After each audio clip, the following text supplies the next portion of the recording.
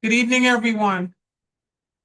My name is Pat Dowell. I am the Third Ward Alderman, and I want to welcome everybody here for the meeting on the Chicago fire at Related Midwest 78 spot, where many of you, you all know where that spot is.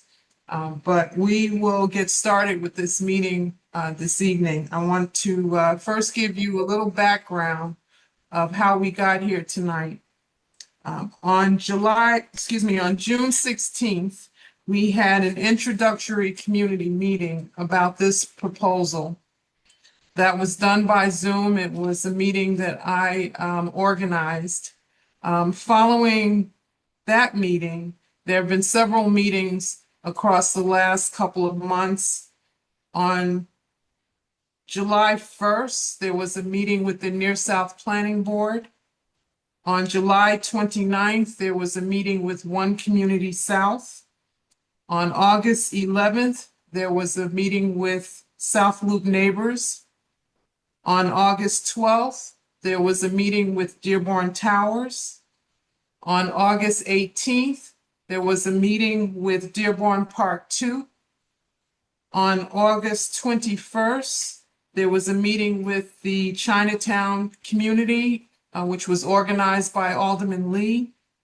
And on September 4th, there was a meeting with the residents of Burnham Station. Based on those meetings, where the presentation was given, where questions were raised and answered, and other suggestions were made about this project, the fire, the Related Midwest, CDOT, and DPD looked to incorporate much of the community feedback that we received over the last 2 months. Now, this evening's meeting is designed to give you feedback on the questions that were raised, the concerns that were raised over the course of these meetings, and to also take questions from individuals here this evening.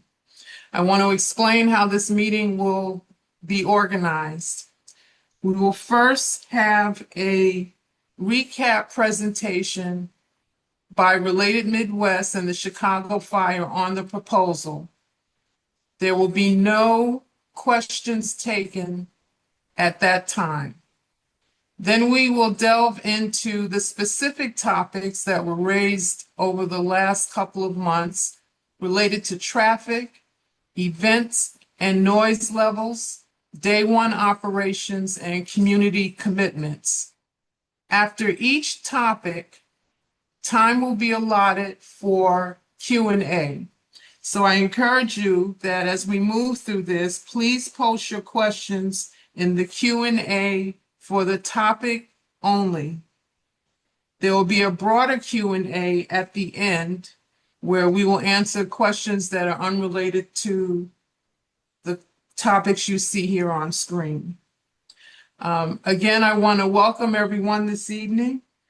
I want to let you know that this meeting is being recorded. It will be placed on the website and also on YouTube. And as Betty Davis would say, buckle up. This is going to be a long meeting. Get some coffee or tea, and we look forward to having a productive meeting this evening. With that, I'm going to turn it over to Kurt Bailey, who is the president of Related Midwest. Thank you so much, Alderman Dowell. I really appreciate the introduction and for having this meeting today and all the meetings that you've hosted and your leadership in this. You hold us to a very high standard, and we appreciate that. A quick shout out as well to our great partners at the fire. You have been leaders in this, and then all the good folks at Related and our partners on this. Thank you. We've spent the last several months meeting and hearing from many of you that are on the call today, and we really appreciate the time you've spent with our team. Your feedback has been critically important to our process, and we're excited to share our progress with you tonight. Before we begin, I would like to start by saying we are committed to creating Chicago's next great neighborhood. It's important for us to work side by side with you on this process and on the development.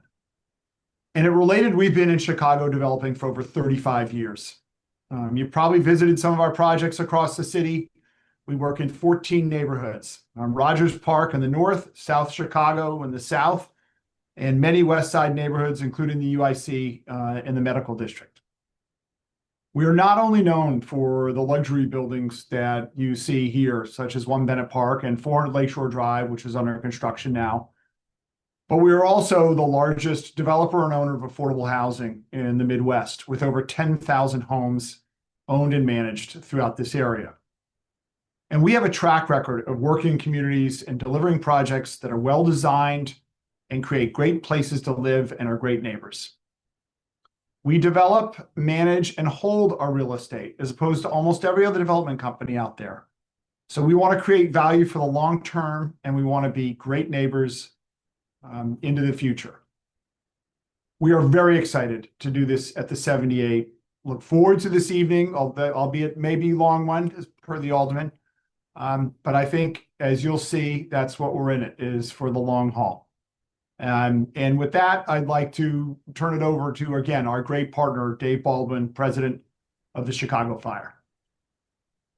Thank you, Kurt. It's great to be with everyone this evening. For those of you I haven't yet had a chance to meet, as Kurt mentioned, my name is Dave Baldwin. I have the pleasure of serving as the president of business operations here with the Fire.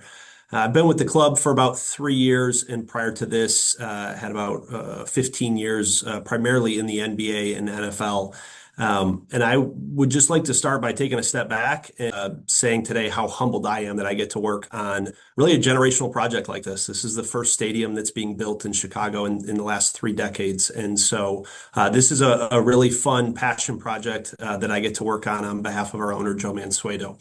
If you don't know a ton about the Fire or about MLS or soccer in general, that's okay.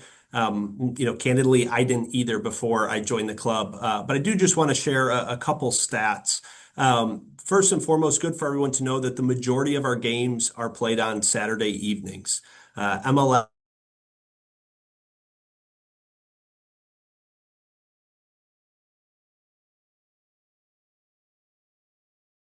and we have the most diverse audience of fans of any of the teams here in Chicago. Over half of our fans are under the age of 35, and almost 2/3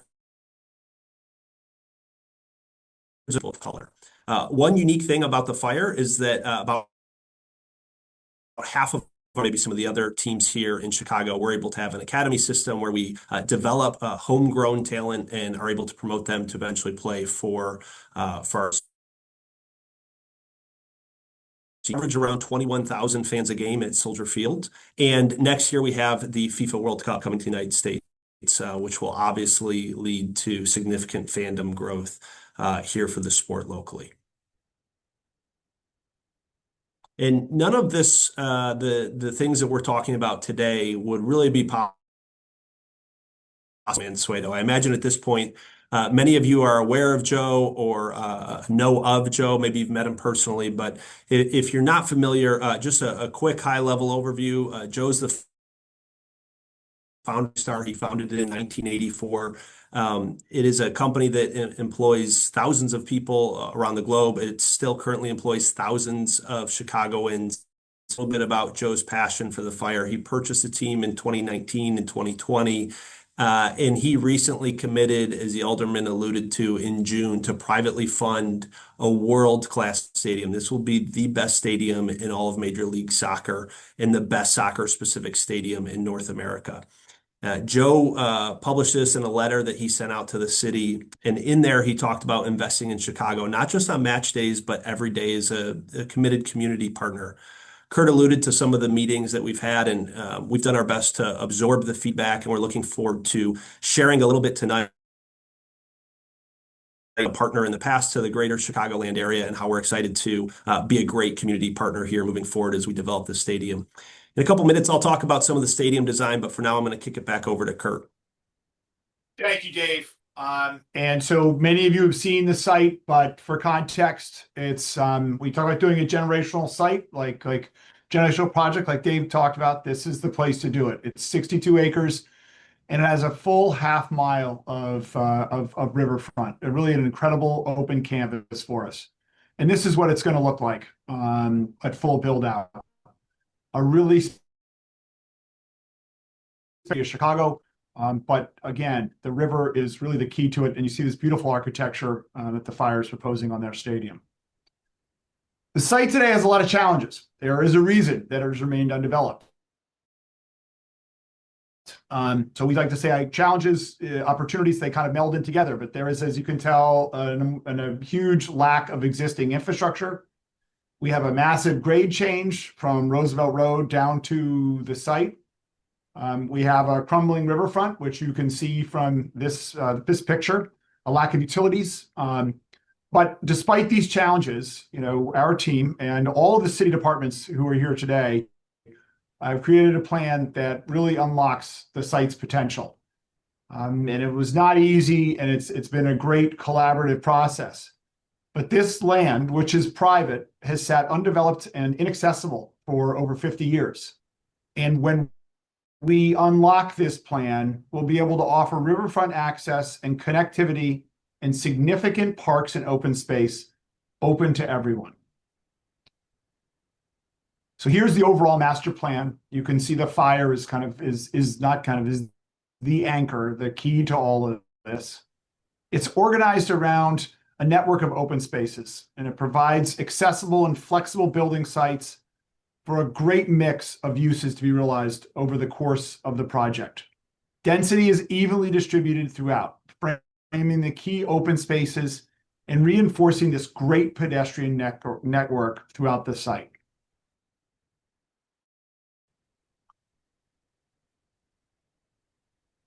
And the site plan is full build out here, as you see on this. And so we're looking straight down on Roosevelt on your left. Some of you had asked about the phasing, and I'd like to take a moment to talk about how that's going to work. With the Fire as our anchor, we'll be able to kick off our phase one plan, and we're excited to share more details on that tonight. Really, the phase one is kind of everything to the north of the Fire, so in between Roosevelt Road and the Fire Stadium. And as far as the subsequent phases, with a project of this scale, we'll need to be able to respond to changing market dynamics. We are absolutely motivated to get built as fast as we can, but if being in post-COVID has told us anything, we need to be flexible and we need to be able to move and take advantage of opportunities as they come along. What will never change is our commitment to public open space, Riverwalk improvements, connectivity improvements, including the opening of the Wells-Wentworth connector and other critical infrastructure. And then what also won't change is our and continue to develop and design high-quality environments that we can all be proud of. And then infrastructure, one of the critical pieces to this. And so if you're looking at this diagram, the red components are kind of at Roosevelt Road or Upper Clark Street level, and then the blue is at the lower level roadway, so the level of Wells Street as it is today. So this diagram shows the infrastructure that's part of the master plan.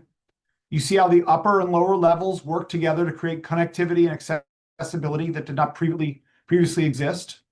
And a framework of roads connects the site to the surrounding neighborhood. And it's done in a block structure similar to the scale of the Chicago grid. It navigates the site's grade challenges and provides a clear access to parking, entry, and services throughout the site.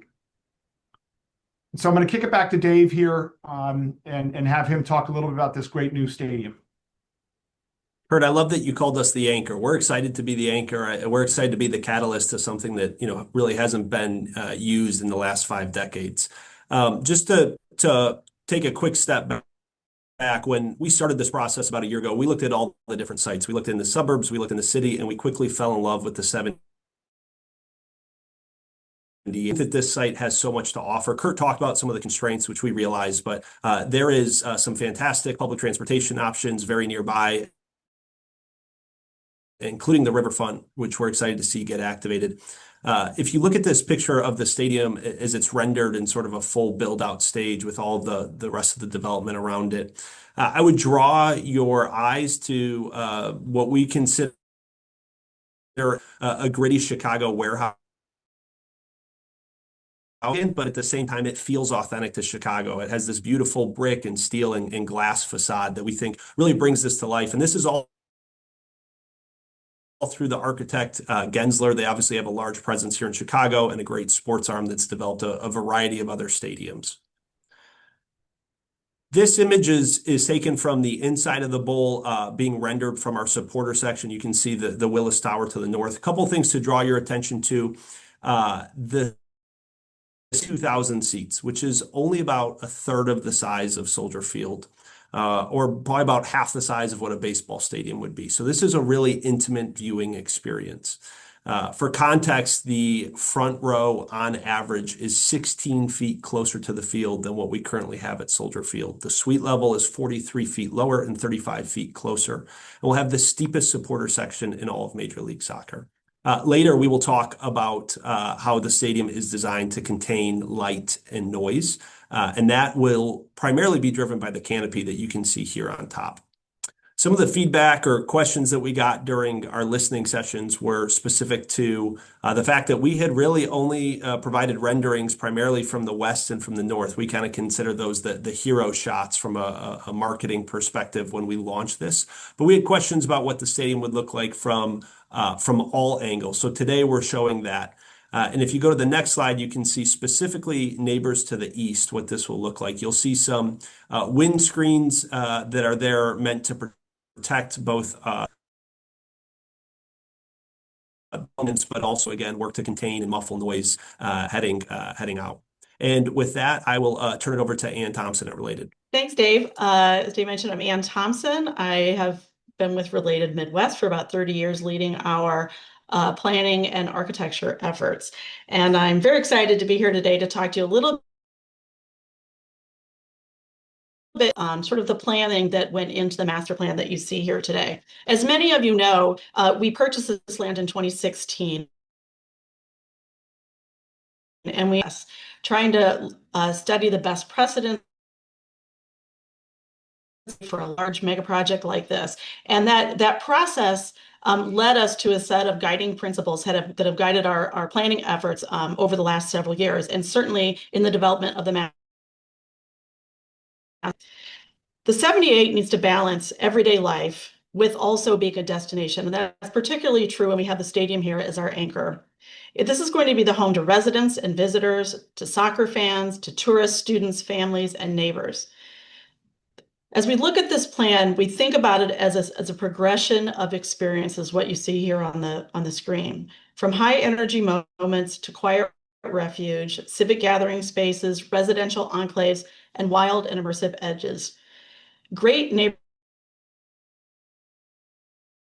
and pacing, and that same sensibility needs to guide how we shape the 78. It should feel complete, but also full of surprise, moods, and emotional tones. So as we look at this site, sorry, 1 second on that slide, we look at this very large into sort of 4 distinct areas: the Fireline District, which is sort of the front door to the stadium, the courtyards, the Wilds, which is the edge that leads us into Pingtown Park, and then of course the River District. And in this next slide, you'll start to see how these individual districts take shape and have their individual character. So in the Fireline District, it's the gateway, sort of the front door, the front porch to the Fire Stadium. It's a gateway of plazas and corridors that build anticipation as you move from Roosevelt to the stadium. Then we have the Courtyard District. It's a network of parks geared more towards residential life, and they become centerpieces to residential buildings that would ring them. This is a quieter, more introspective, supports residential life. And then, as I mentioned, we have the Wilds. This is a more open, native planted area, a park area that is the transition into Pingtown Park. And it is meant to play with very lush green connection, that native connection to Pingtown Park.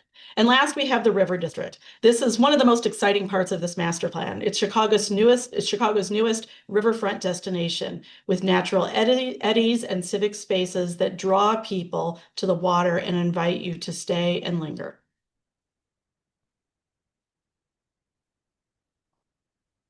So as I mentioned, as we develop this master plan, we're really creating a altogether, these varied and interconnected spaces form a network. It's a place that can reveal itself through exploration and repeated experiences. This is particularly important for a master plan of this size. It's a place you can come to discover time again. So whether you're a fire fan, a new resident, a neighboring student, or someone visiting from across the city, there will be something here for you, not only the first time but you visit, but as you discover this place over time. That is the power of a well-designed public realm. It really becomes the connective tissue for everyone who touches the 78. And so now we'll take you through a series of images. This image is taken as you move from Roosevelt Road to the main entrance to the stadium. And it really starts to emphasize the importance and the amount of time and attention that we are placing on the public realm, not only to the scale of the public places, but to the scale of the buildings that flank those public spaces so that they can be activated not only on game day, but every day. And with any great plan, one of the important things that we need to focus on is, again, that pedestrian realm. And as we've been working with our design team, Gensler and Gil people, we really are paying particular attention to the public realm and understanding where the pedestrian connections occur and the pathways occur across the site. So a clear connected hierarchy of pedestrian pathways, access roads, and main streets link the move from the district, around the district, and discover what this neighborhood has to offer.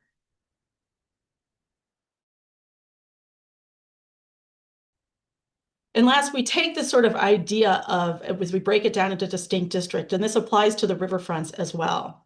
So we've created a set of rooms that move from Roosevelt Road to the north to Pingtown Park. And as the master plan is distinct in this area, so too is the riverfront. So we're looking at a set of distinct rooms, as I mentioned. So we have the fire to the pitch, which is the area immediately adjacent to the stadium, the courtyard zone, the wild zones, and then the connector. These rooms adapt over the length of the site from a more urban character to the north to a more natural character to the south. We've designed a 30-foot minimum setback at every area of the riverfront, but it will become much wider at prominent points in the riverfront path to allow for these green and open spaces and in the areas where we want to make those connections. And last, here's how it will feel a full build out. As you can see, we're allowing for not only native planting, soft edges, but also the ability for a wide variety of experiences across the length of the site. And with that, I will turn it back over to Thank you so Kurt. much. That's spectacular. So just quickly, what we're going to do here. A lot of people have asked about day one and what it's going to look like. And I just want to say where we're going to start. So we're starting on Roosevelt Road, facing south. And so this is a day one game day condition. You're going to see a lot of building sites that we're going to go past, some that will have temporary uses, some that will be future building sites. A pretty good idea and give you an idea of kind of how we move through the site. So Mike, if you can kick it off. So we're on Roosevelt Road. We're traveling south. These are a number of these building sites and temporary meanwhile use. 13th Street. And we're going to arrive at this kind of great lawn, amazing outdoor space just to the north of the stadium. You'll see where you would enter the stadium there if you were entering on this north side. And then we're going to cascade down. As you know, there's a lot of great Spanish steps, if you will, and cascade down to now another entrance here. And this is the Wells Wentworth connector. We're now swinging over. and looking back at this beautiful stadium and those Spanish steps and kind of the grade change that occurs. And then this incredible open side of the stadium and really create the connectivity between this new facility and the great riverfront. And you see a water taxi here, but we imagine there will be dozens, if not multiple dozens of boats that go down for each event here. Really kind of an incredible space, but hopefully that fly through gives you a little idea of what we're trying to do and with the grade changes. With that, I will hand it back to the Alderman to talk about our first subject, traffic. Thank you, Kurt. Before we hear more about the traffic plan, we're going to get started with Department of Transportation. I believe that presentation is given by Malahi, Molly Samadi. Well, actually, Alderman, this is Craig. I was going to get an introduction. The commissioner is here. Yes, I am. Commissioner Craig Turner. If you could kick us off, and remember for the people that are here, you can start giving your questions on traffic as we go through this. The Q&A after this session will be totally focused on traffic. Commissioner? All right. Well, good evening, everyone. My name is Craig Turner, and I'm the Acting Commissioner for the Chicago Department of Transportation. Thank you all for coming out tonight. I know that as a community, you care deeply about our city's future, and your presence here demonstrates your commitment to being a part of this important conversation. For decades, this development is a tremendous opportunity for our city. CDOT is supportive of this investment in our city that will bring opportunities from from special events and recreations to open up the riverfront and Riverwalk. Development of this magnitude will have impacts on the surrounding areas. That's why a traffic study has been a top priority throughout the planning process. To work closely with the developer and all city agencies to ensure the best possible tools and solutions are implemented to make this project a success. In a moment, the developer and the transportation consultant will present on this work, which includes an explanation of the site plan and investment in new streets, right-sized parking and management of the transportation network on traffic management to guide access to and from the expressways. Now I turn it back over to the Alderman to the traffic study. Kurt, would you introduce your traffic consultant so we can get moving? Yes, this is Lue Abuna with KLOA is going to talk about traffic. And nobody knows more. Thank you very much, Kurt. I appreciate it. Good evening, everyone. Again, my name is Lue Abuna. I'm a principal with KLOA. KLOA prepared the traffic study for to evaluate the impact of the proposed stadium. As part of the preparation of the traffic study, we coordinated closely with CDOT and developing the parameters of this study, including an expanded study area, as well as in developing mitigation measures and traffic management plan strategies to manage the traffic flow on game days. This slide summarizes the primary conclusions of this study. One of the key findings is that the traffic volumes on the street network surrounding the stadium site on Saturday, when the games will be occurring, are lower when compared to the traffic volumes during the weekday rush hour. Before the game, during the arrival of fans, traffic is about 24% less, while on departure after the game, traffic is about 44% less.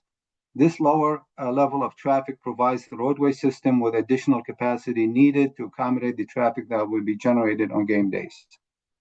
In addition, the study area is served by a robust public transportation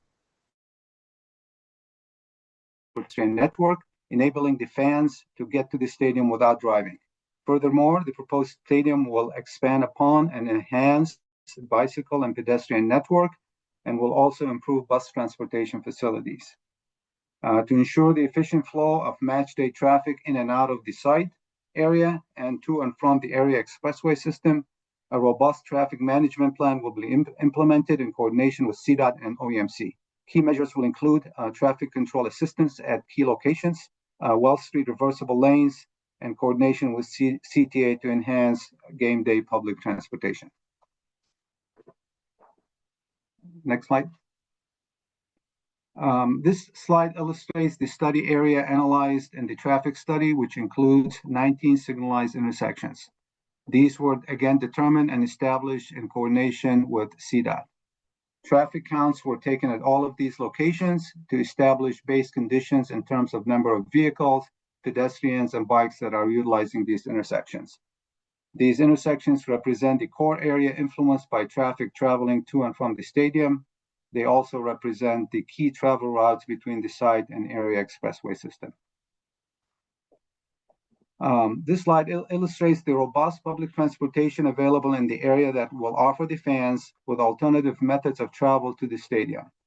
These include the CTA red, orange, and green lines via the Roosevelt Station located within 1/3 of a mile, approximately 7-minute walk to the east of the stadium. For suburban fans, the area is also served by 2 Metro rail lines via the LaSalle Street Station and the Museum Campus Station. Both are within a 15-minute walk from the stadium site. There are also 5 CTA bus routes that traverse the site area, of which 4 of the routes provide Saturday evening service. In addition, there will be a new water taxi stop that will connect to the stops at Chinatown, Union Station, Ogilvie, and Michigan Avenue. One of the key elements of managing traffic on game days is the development of the traffic management plan. The plan has been developed in coordination with the CDOT and OEMC and is designed to ensure safe and efficient movement of vehicles and pedestrians on game days. Some of these strategies will include the use of traffic control assistance, who will be positioned at approximately 19 intersections within study area to facilitate the flow of traffic. Those locations are depicted by the red dots or circles on the exhibit.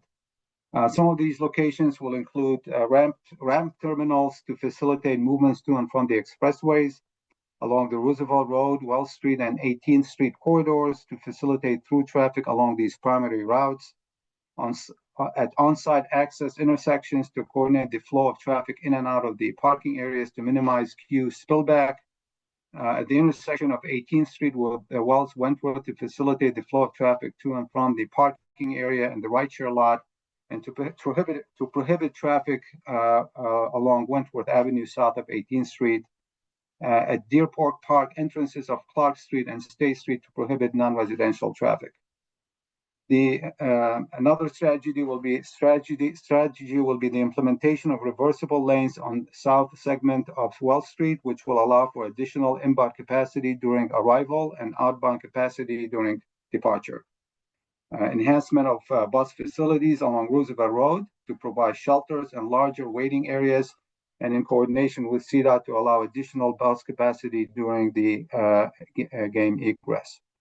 There will be also areas providing additional bus staging on Wells Street to accommodate the surge of fans after the games. There will also be key segments within the site which will be closed to enhance connectivity between the main pedestrian corridors. And there will also be secure on-site parking and additional divvy stations provided on site. As can be seen in this slide, the stadium is located in close proximity to all the areas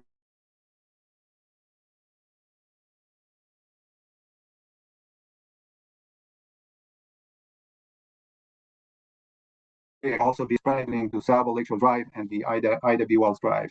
As part of the traffic management plan, in order to manage the traffic flow to and from the expressways, traffic control aids will be stationed at the I-90, I-94 ramp terminals on Roosevelt Road and 18th Street, as well as at the Ida B. Wells and Wells Street intersection to manage the traffic flow and ensure that there will be no spillback or backups. During arrival, it should be pointed out that traffic will be spread out over several hours. Fans will arrive 2 to 3 hours period before and after the game, and will utilize various inbound routes to access the stadium site. This distribution of traffic will limit the impact of inbound traffic on a single corridor that feeds into the stadium site. During the departure, the traffic control aids will direct vehicles along the primary travel routes towards the area expressways and will keep traffic from traveling south on Wentworth Avenue. This slide again shows the excellent accessibility that will be provided to the site. The on-site parking locations will have numerous points of ingress and egress. The northern parking area will be accessible on the upper level from Roosevelt Road and Clark Street, and also from the lower level, Wells Street. The southern parking lot and the proposed rideshare lot will be primarily accessed via Wells Street south towards 18th Street, but also can be accessed via Clark Street at 13th. The Wells and 13th Street road closures within the site will regulate the flow of traffic on site and will also enhance the pedestrian movements and the connectivity. There will be on-site traffic control aids as depicted on the slide, again, to maintain the flow of traffic and to limit the backups on area street network. To provide efficient egress and egress to the southern parking lot and the rideshare lot, and in order to provide additional inbound and outbound capacity, the Wall Street segment between Stadium and 18th Street will provide a reversible center lane. This has been closely coordinated with OEMC and CDOT. And then finally, during the arrival and departure times, entry into the Deer Park by non-residents will be prohibited. Thank you. Thank you, Louie. Commissioner Turner, do you have anything to add to this presentation before we go to questions? Well, actually, yes. We just want to underscore that a great deal of collaboration and back and forth has occurred with CDOT and the development team and all other city agencies to arrive at this proposal you just heard. As you can see, a great deal of work has gone into this plan to address traffic flow and mobility around the proposed stadium. CDOT finds the plan and analysis presented in the traffic plan to provide the city with the best picture of how the site may operate. Additionally, CDOT, the developer, OEMC, Streets and Sands, and Chicago Police Department, and the Alderman's office will continue to work together for opening day and beyond to monitor and adjust operations as needed. Thank you. All right, we'll go right to the questions. The first question we received is, what is the plan to expand transit, if any?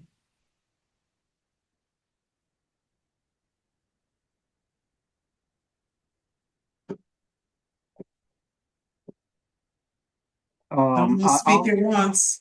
Yes, in terms of the expansion of the transit, as I indicated in my presentation, obviously there will be the new water taxi stop, but we are enhancing the bus line, the bus lanes along Roosevelt Road with additional bus shelters and additional amenities to increase the flow of buses along those lanes. During game days, there will be additional staging area along Wells Street to allow for the surge of fans after the game, so help the movement of those fans via buses out of the area. So, I mean, these are some of the strategies that at this point we have in place in order to accommodate the additional fans that will be using public transportation. All right, the next question is, what is the CTA access from the south end of the site, and will there be bus stops on Clark?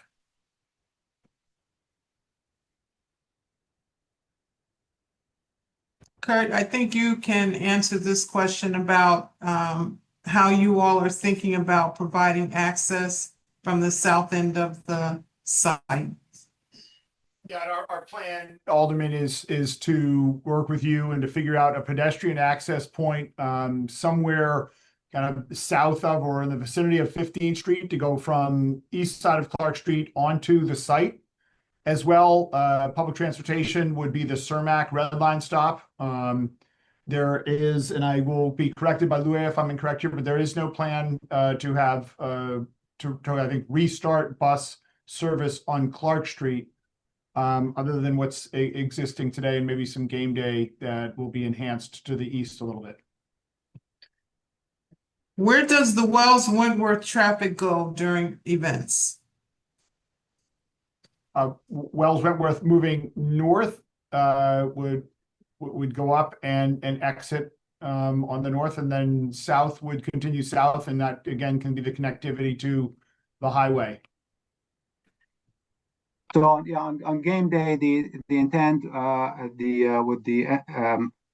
at the end of the game is for the traffic that is going south on Wells to be directed onto 18th and will be prohibited from continuing south on Wentworth. There'll be traffic control aid at that intersection directing traffic mainly towards the expressway on 18th Street. Well, Louis, this is for you. Has the traffic study accounted for additional people driving while the temporary lots are present? And how long will the temporary lots be present? The temporary lots, I'm going to defer to the related team on that. If you're referring to the south lot, I assume. The person did not say, but I would assume they're speaking of all parking lots, all temporary lots. I think there's two here. Right.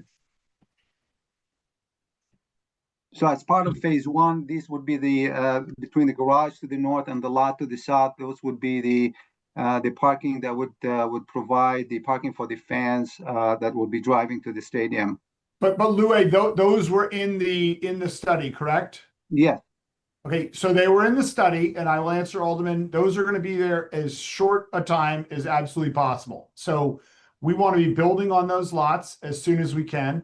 They are temporary in nature, and the sooner we can build on them, the better, as far as we are concerned. Did the traffic study take into account other events such as concerts? Was that factored into the traffic study? We did take into account events, whether it's a soccer game or a concert. We also looked at the impact on weekday as well as Saturday.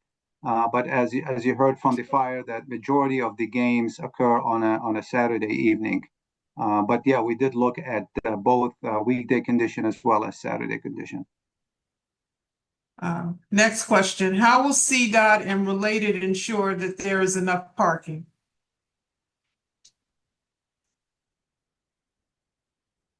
Well, again, we will build parking that we can build on the site that is kind of not surface parking, because that's obviously not a good thing for the city of Chicago. We as well believe that the use of public transportation and the addition of the water as a way to get to the site, as well as divvies and rideshare, is the way that the vast majority of people will get to this stadium, as they do any kind of very urban environment. So we actually will limit traffic through not having as many parking spaces on the site as you might have in a kind of a suburban environment with a facility like this. And I think it's us working with CDOT on other ways to get to the site that helps kind of defray the traffic as well as doesn't encourage us to build more parking. Can you speak to the number of parking spaces in the parking garage? And then Dave, if you could speak to how the Chicago Fire has been thinking about potential parking spaces off-site. Yes, I'll get the number. Dave, if you want to talk about that quickly, I'll get the number. That 1,200 spaces will be in the garage that you see where it says P, but it's kind of the pink color, the parking to the north of the stadium, but it's south of Roosevelt, and then a little bit to the east of the stadium as well. But that's where you will have 1,200 kind of permanent parking spaces, if you will. Yep. Happy to address that, Alderman. And before I do, I would go back to what I said in some of my opening statements about why we were excited about the site. We think that the public transportation for this site compared to, some of the other facilities in town or some of the other options, even if you look at Soldier Field right now, it's a site that does not have very nearby public transportation and can be a bit of a bear and creates a lot of traffic given the large number of parking spots that it has. So this is intentional by related to have less parking. And as part of our match day operations, we will ensure that we are promoting public transportation in all of our know before you go emails. This is something that will be nice and that we'll have several years to get our fans accustomed to how they will be accessing on match day. We'll actually build that into their purchase experience as people are signing up for their season tickets and suites and really educating and going through that process. As far as other options, parking off-site that the Alderman alluded to, we are starting to investigate, looking into parking options west of the river. And so there are a variety of large parking lots within, as close as maybe a half mile all the way to several miles west on Roosevelt, where we will look into the option to rent some of those lots for our games and provide a shuttle option to shuttle people right to the site. So while we have not finalized those plans just yet, those are currently being explored. But again, the goal is not to be bringing a ton of additional vehicular traffic to the area. All right, next question. We've heard this over the course of, will there be a new red line station? We are not planning on building that new red line station. I think for several reasons. The cost prohibitiveness of that today is kind of almost unforeseeable what that would cost. All right. What is the traffic calming strategies for Clark Street to reduce speeding? We have been in discussions with CDOT on looking at various options. One of them is narrowing the width of the lanes on Clark Street to allow for the creation of additional landscaped area on the east side, so provide a wider buffer between the lanes and the sidewalk. So that's one of the strategies that we are in discussions with CDOT. I think CDOT has looked at the longer segment of Clark Street over a longer stretch in terms of looking at holistically on calming traffic along that stretch of Clark Street, but specifically in the vicinity of the site, we're looking at potentially narrowing the lanes on Clark Street and increasing the buffer. We're looking at other strategies such as the radar feeder speed signs that tells the driver the speed that they're driving, and it flashes if you're exceeding that speed limit, and a few other things that we'll continue to work with CDOT on. I think we are all aligned in wanting to do that. The Alderman has been a leader in this, as well as CDOT, in wanting to figure out ways. And so we're working on the ones that we can do that to make it a little bit more pedestrian friendly, as well as to slow the speeds down. Okay. Lloyd, this is for you. What intersection with Wells Wentworth did you study, and how do the current numbers compare given that it's closed? So we studied the Wells Wentworth corridor from Ida B. Wells all the way down to 18th Street. Obviously, between Roosevelt and 18th is not open to traffic, but based on our study area and looking at the traffic patterns, north-south on Canal and Clark and other north-south streets, we were able to look at redistribution of some of that existing traffic that would utilize that new connection between Roosevelt and 18th Street. And then obviously with the stadium traffic factored in there, so that would be the additional traffic that would use that connection. But yeah, we took into account the rerouting on redistribution existing traffic that would utilize this new segment. All right, I'm not sure about this question, because there are not many residential streets, around except for the ones in Dearborn Park too. But how will you address parking on residential streets during events?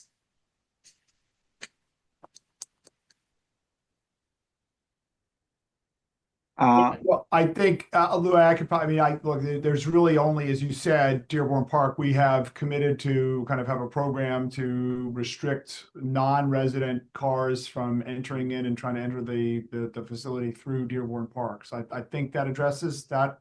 As far as, what people do outside of that area, obviously those are city streets and public parking spaces. And this Yeah, is a and just- sim.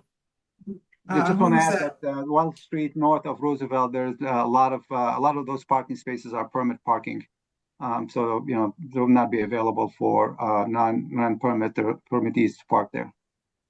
All right. How will 15th and Clark access be handled, given that there's no through road?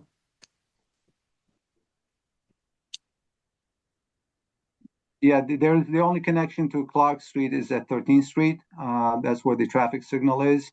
So vehicular access will be through that intersection. There will be a traffic control aid positioned at that location to help facilitate traffic in and out. During the end of game, traffic will be directed to go south on Clark Street to help relieve the traffic load at Roosevelt and Clark. I think the question was I think it's at the other end. 15th and Clark is the question. So I see here non-resident access to 15th Street. Correct. Yeah, no non-resident. I mean, it is a dead end, right? You could only drive for, 10 yards into that, and it's indicated as a dead end. Is that a location for a traffic aid person? Is that on your? Yes, Louis. Yes, that's one of the locations that we have identified for the traffic control aid to be positioned there, Alderman.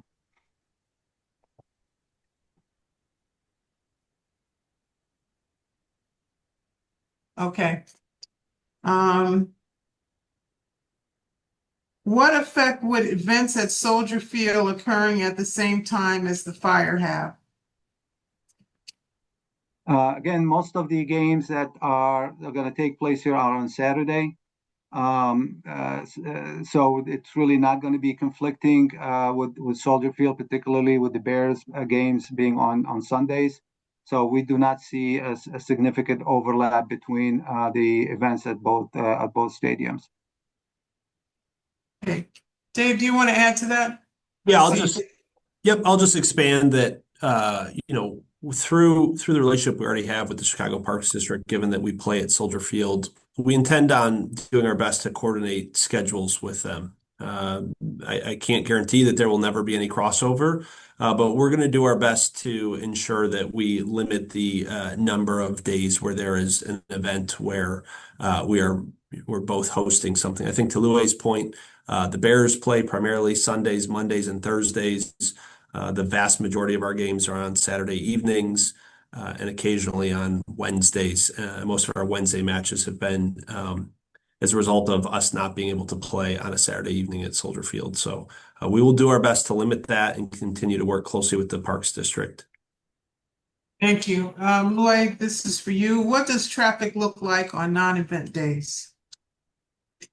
So that would relate to the full build out of the plan development. Obviously, on non-game days, the stadium is not in use.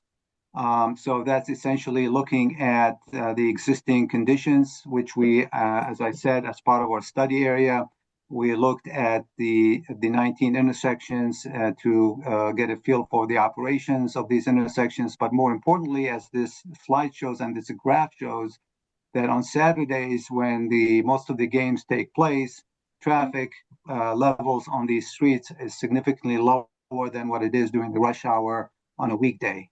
There's a 24% reduction in traffic when the game starts at 7:30, and then 44% reduction in traffic when the game is over around 9:30 p.m. So there's already built-in capacity in the roadway system to absorb this additional traffic from the game day events. All right, thank you. Kurt, will the traffic study be available? Or the findings from the traffic study, are they available? Yes, I think we're going to make those available. All right, and to those who would like a copy, you can send an email to ward03@cityofchicago.org and we'll make that happen.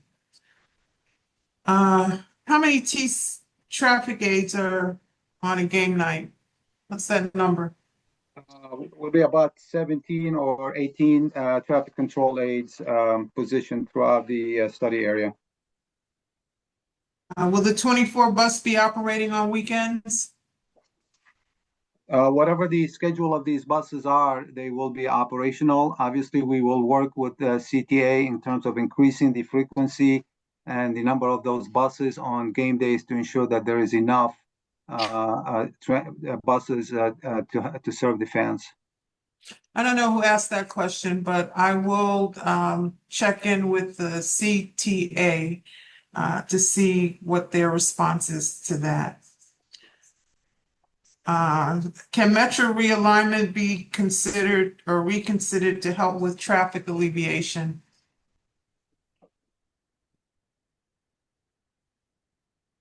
Well, at this point, given the speed with which we're moving here, but also the traffic analysis that we've done, we are not planning on moving the Metro tracks. Okay, what are the amount of parking spaces available on day one as compared to full build out?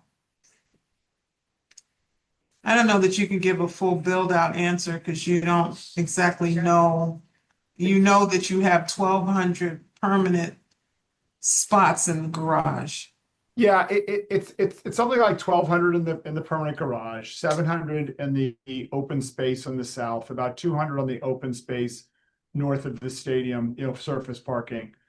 And that's kind of the total for day one. I think at full build out, we plan on having parking spaces for each of the residential buildings, but again, not as many as we've built in the past, because parking is becoming less of an issue, less important. More people are using rideshare. I think we foresee in the future that number will continue to go down. And so we will utilize a lot of these parking spaces that we built here and in those buildings for game day parking or for all alternate parkings as we need those less.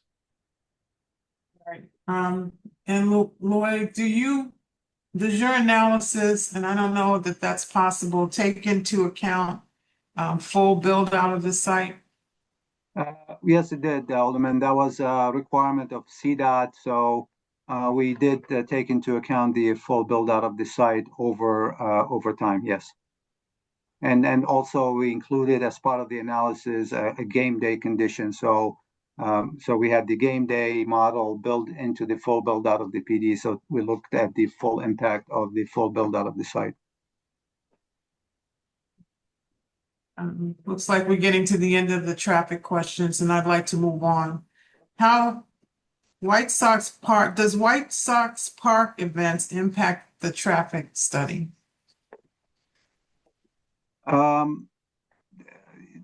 I mean, it not necessarily. I mean, it's not that in terms of the closeness, we don't believe that it's going to have a direct impact.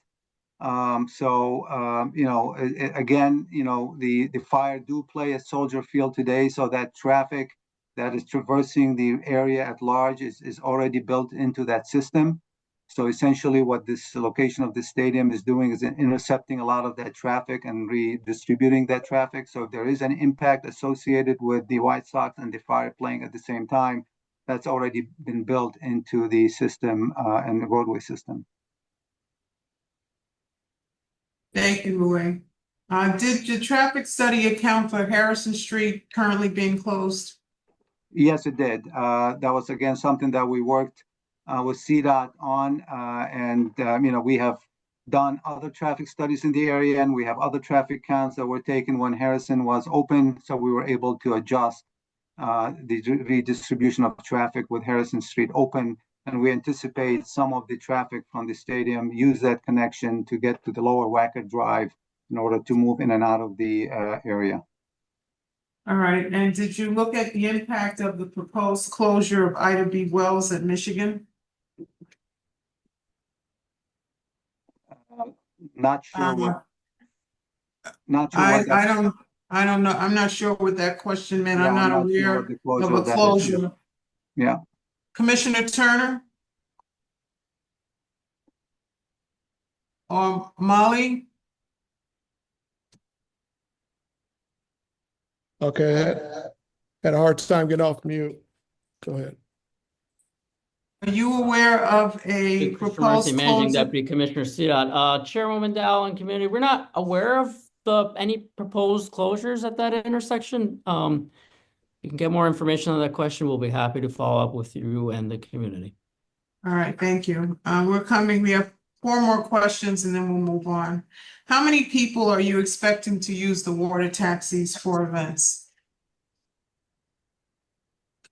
The water taxi is obviously one of the alternative modes that people would use. We believe that the connectivity to the Ogilvy station would provide a very attractive method for people to get the fans that are coming from the suburbs to be able to use the water taxi. So it's going to be a great amenity.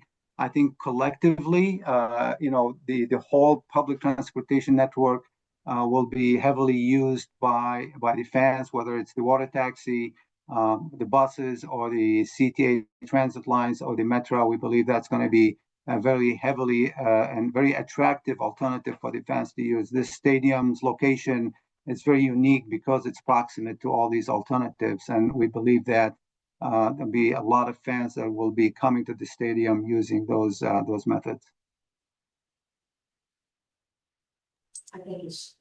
How does traffic look on weekday games / events? Who approves said weekday events?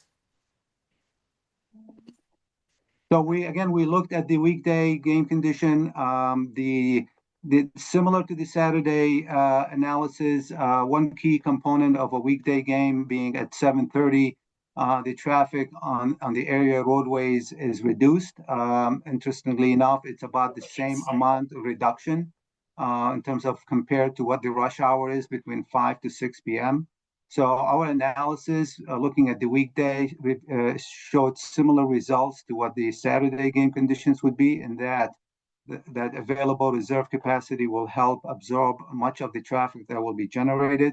And then again, similar strategies with traffic management plans will be implemented to help to manage the flow of traffic in and out of the stadium. All right, and then the last question someone asked, are we going to create specific permit parking programs for Chicago fire events similar to Soldier Field? I think it's a little premature to answer that question because, it takes a lot of thought at this moment, because if you have the Soldier Field permit, maybe they need to be combined into one permanent parking program, but that's a question that I would have to have a discussion with the Revenue Department on. So I'd like to move on. The next section, I'm turning over to Dave from the Chicago Fire. Great. Thank you so much. Appreciate the discussion around traffic management. And I would just double down for a second here before I dive into some of these other pieces, which is, my team and I have probably sat on, I don't know, at this point, discussions over the last 2 or 3 months, probably 10 to 15 meetings with CDOT, and have appreciated the process and their commitment to making it a great match day atmosphere. And what I would say is I expect this to be iterative. We will do our absolute best to get it right on day one. That said, in the event that there are areas where we can improve, I would encourage everyone to to bear with us, and at the same time, feel free to send us that feedback. In fact, before I dive in on this next slide, just on the topic of feedback, this is something that we welcome. We think it makes us better. And so I would encourage you to go check out dearchicago.com. That's where the stadium updates are, where we update renderings and have a fly-through video. And there is an opportunity there to send us suggestions or questions. Also, you can email me directly. I'm comfortable giving out my email publicly, which is dbaldwin@chicagofirefc.com. And I'm happy for you to contact me directly, and I'll do my best to get my team on it right away. As part of the discussion with Alderman Dowell and with meeting with many of you over the last several months, there have been a couple questions raised around sort of commitments that the Chicago Fire are willing to make. And if you flip to this next slide here, Mike, I think first and foremost, it's important to note that we really want to be good neighbors.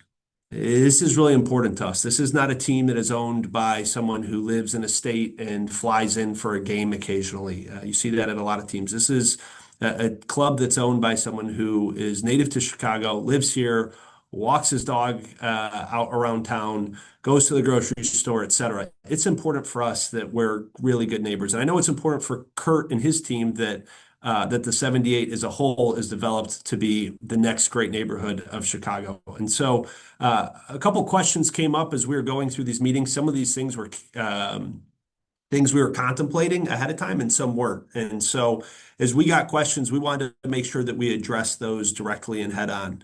As far as fireworks, we realize that at times fireworks could be disruptive, especially if they're in the later hours. Alderman Dowell asked us what we were willing to commit to. And today, excited to say that the Chicago Fire and any concert or any other event that we're hosting, we are committed to having this stadium not have fireworks shows more than 5 times per year at a maximum. We'll do our best to even go lower than that where possible. Probably for our home opener, we're probably going to light some off for the first game out of excitement. But other than that, we won't be doing this more than 5 times a year. We want to make sure that we're being a good neighbor there. We also got asked about the number of events. How often would the stadium be getting used? The Chicago Fire season is about 17 regular season games. And, we need to use the stadium more than just 17 days a year, given the significant private investment. At this point, it's almost $750 million it's going to take to build the stadium. And so it's important that the stadium is getting used year round. At the same time, we don't want to be overly disruptive. And so there has to be some give and take there, and we realize that. And so we are comfortable committing to not using the stadium for major large-scale events more than 45 times per year, which is inclusive of the Chicago Fire regular season. I don't think we will candidly be anywhere near that during the first handful of years.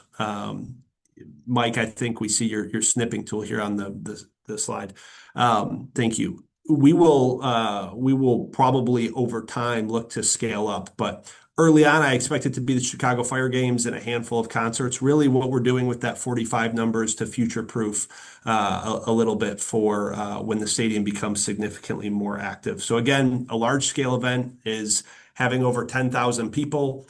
And we would commit to not doing that more than a maximum of 45 times a year, including our regular season games. Separately, aside from that, we do want to help the site be vibrant. We do want to help the stadium be vibrant. And so we will look to do smaller events, community events, nonprofit events, small corporate gatherings, high school state championship, those type of events and matches to make sure that we're activating and again, being a good neighbor. The other thing I would say, just a couple other things to note, is we have a canopy that will help keep light in. We will have some just light outside the stadium. Can you go back a slide? That we may have a screen on the outside of the stadium or whatever it may be. We commit to, again, being a good neighbor, making sure we're abiding by all light and noise ordinances there and turning them all off at an appropriate time. And the other thing I would say is any type of construction management around the traffic as the stadium is getting built and the actual bringing materials and whatnot on site. That's the first thing that we're tasking our general contractor with. So these are all things that we're thinking through, some ways in part due to the discussions we've been able to have with the neighbors of the community. So we really appreciate that. And then the last thing is on noise. This question was raised about noise and how do we, ensure that that we're, keeping it relatively quiet. And so I want to introduce Ryan O'Rourke here in a second. Ryan is from CAA Icon. They have developed some of the best stadiums in the world. They've built a variety of them in the U.S. And Ryan's going to talk a little bit about the uniqueness of a soccer stadium, how it's different than a baseball stadium or a football stadium that's uncapped, and how this should help to contain the noise. They worked with ME Engineers, which is a top sound and acoustic engineering company, to conduct a noise study on what the projected noise for the stadium will be. One of the things I missed earlier when I was talking about the site, and I kind of showed some of those renderings from the east taken above Cottontail Park. The thing that I forgot to point out is this stadium is about 300 feet, or really a whole football field, from the closest residence. On top of that, you have the Metro track, and then you have Clark Street as well. So a fair amount of the noise will dissipate by the time that it gets to the neighborhood. But instead of having me belabor the point, I will turn this over to Ryan. Ryan, are you here? I can't see on my screen. There you are. I'm here. Yeah. Go ahead. And Mike, if you want to flip to the next slide, that'd be great. Thank you. Thanks, Dave. Appreciate the intro. Again, great to be here. I'm Ryan O'Rourke with CAA Icon, and we're excited to be partnering with the Fire and Related to bring this stadium to life. As Dave mentioned, throughout the design process, we've partnered with ME Engineers on all things AV and sound design to conduct a comprehensive sound study for the stadium. The findings have shown that any impact from concerts to the neighborhood would be nominal and almost non-existent for game day matches. The decibel level for a concert, as shown on this diagram, when it reaches the neighborhood to the east, is within the range of 45 to 55 decibels. To help understand that a little bit better, it's key to understand that the traditional decibel level for a Chicago neighborhood is 55 to 60 decibels. As Dave mentioned, there are several architectural elements designed into the stadium, such as the canopy and facades, designed to contain sound. So that makes this stadium unique when compared to any other venue within the Chicagoland area. What we're going to commit to is we're still early in the design process, but as we work through the rest of the design process, we will continue to assess sound being generated by the stadium to ensure that all noise impacts remain minimal. And with that, I'll hand it over to Kurt.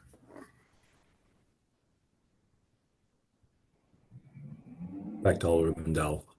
Yes, okay. Guess what, guys? There are no sound questions. So thank you, Dave and Ryan, for the work here. And I'd like to move on to the third topic, which is day one operations, and I'll turn that over to Kurt. I think Ann is going to talk about that, and I'm happy to jump in as she goes along her way. Sure, I'm happy to pick up this one. So, through the community process, we've had a number of questions about just bringing some clarity to what residents can expect and the public can expect on a day one experience. And I'm really excited because I think there's a whole host of community event amenities that will be available on at the day one of operations. So a couple that I'd like to highlight. First, and perhaps most excitedly about, is the over 1,400 feet of accessible public riverfront. This is really exciting. This is the area west of the stadium, right along the river. This will be open for programming and will be completely accessible to the public. We also are looking at, and I'll show a diagram a little bit later, about 1.5 miles of public bike paths, 3 acres of multi-use fields, including a soccer pitch and pickleball courts. And again, these are all publicly accessible. You'll also, for the first time, have an accessible route from Roosevelt Road down to that riverfront level. So it'll be another point of access to the riverfront, which again allows surrounding neighborhoods to have this sort of unique access to develop riverfront that you don't see in other residential areas of the city. Of course, we'll have the water taxi stop that we talked about, divvy stations, we have the public parking that we talked about. And then we'll have neighborhood event programming. And this is something that we have been paying attention to.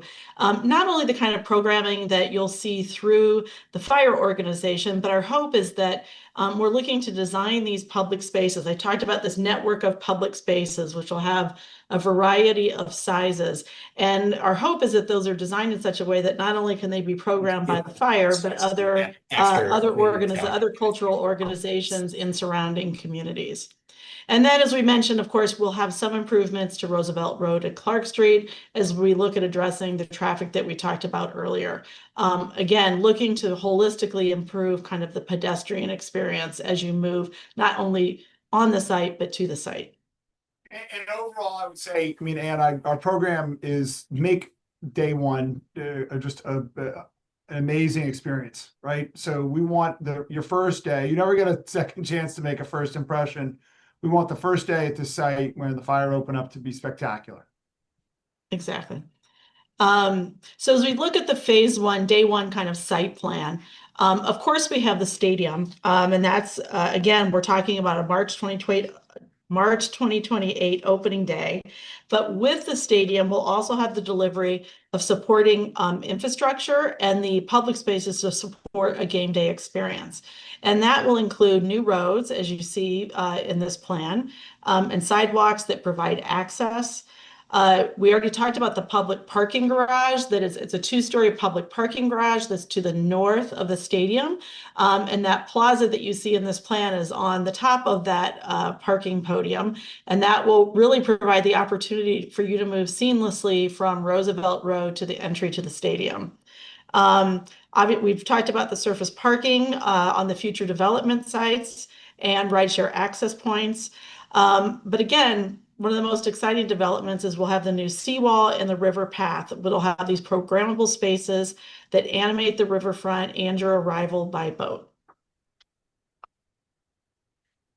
So again, a lot of emphasis on the pedestrian experience, and for a really successful plan, not only on game day, but for the kind of neighborhood that we have always envisioned for the 78 to be, it requires us to take a particular look at the pedestrian pathways through the site.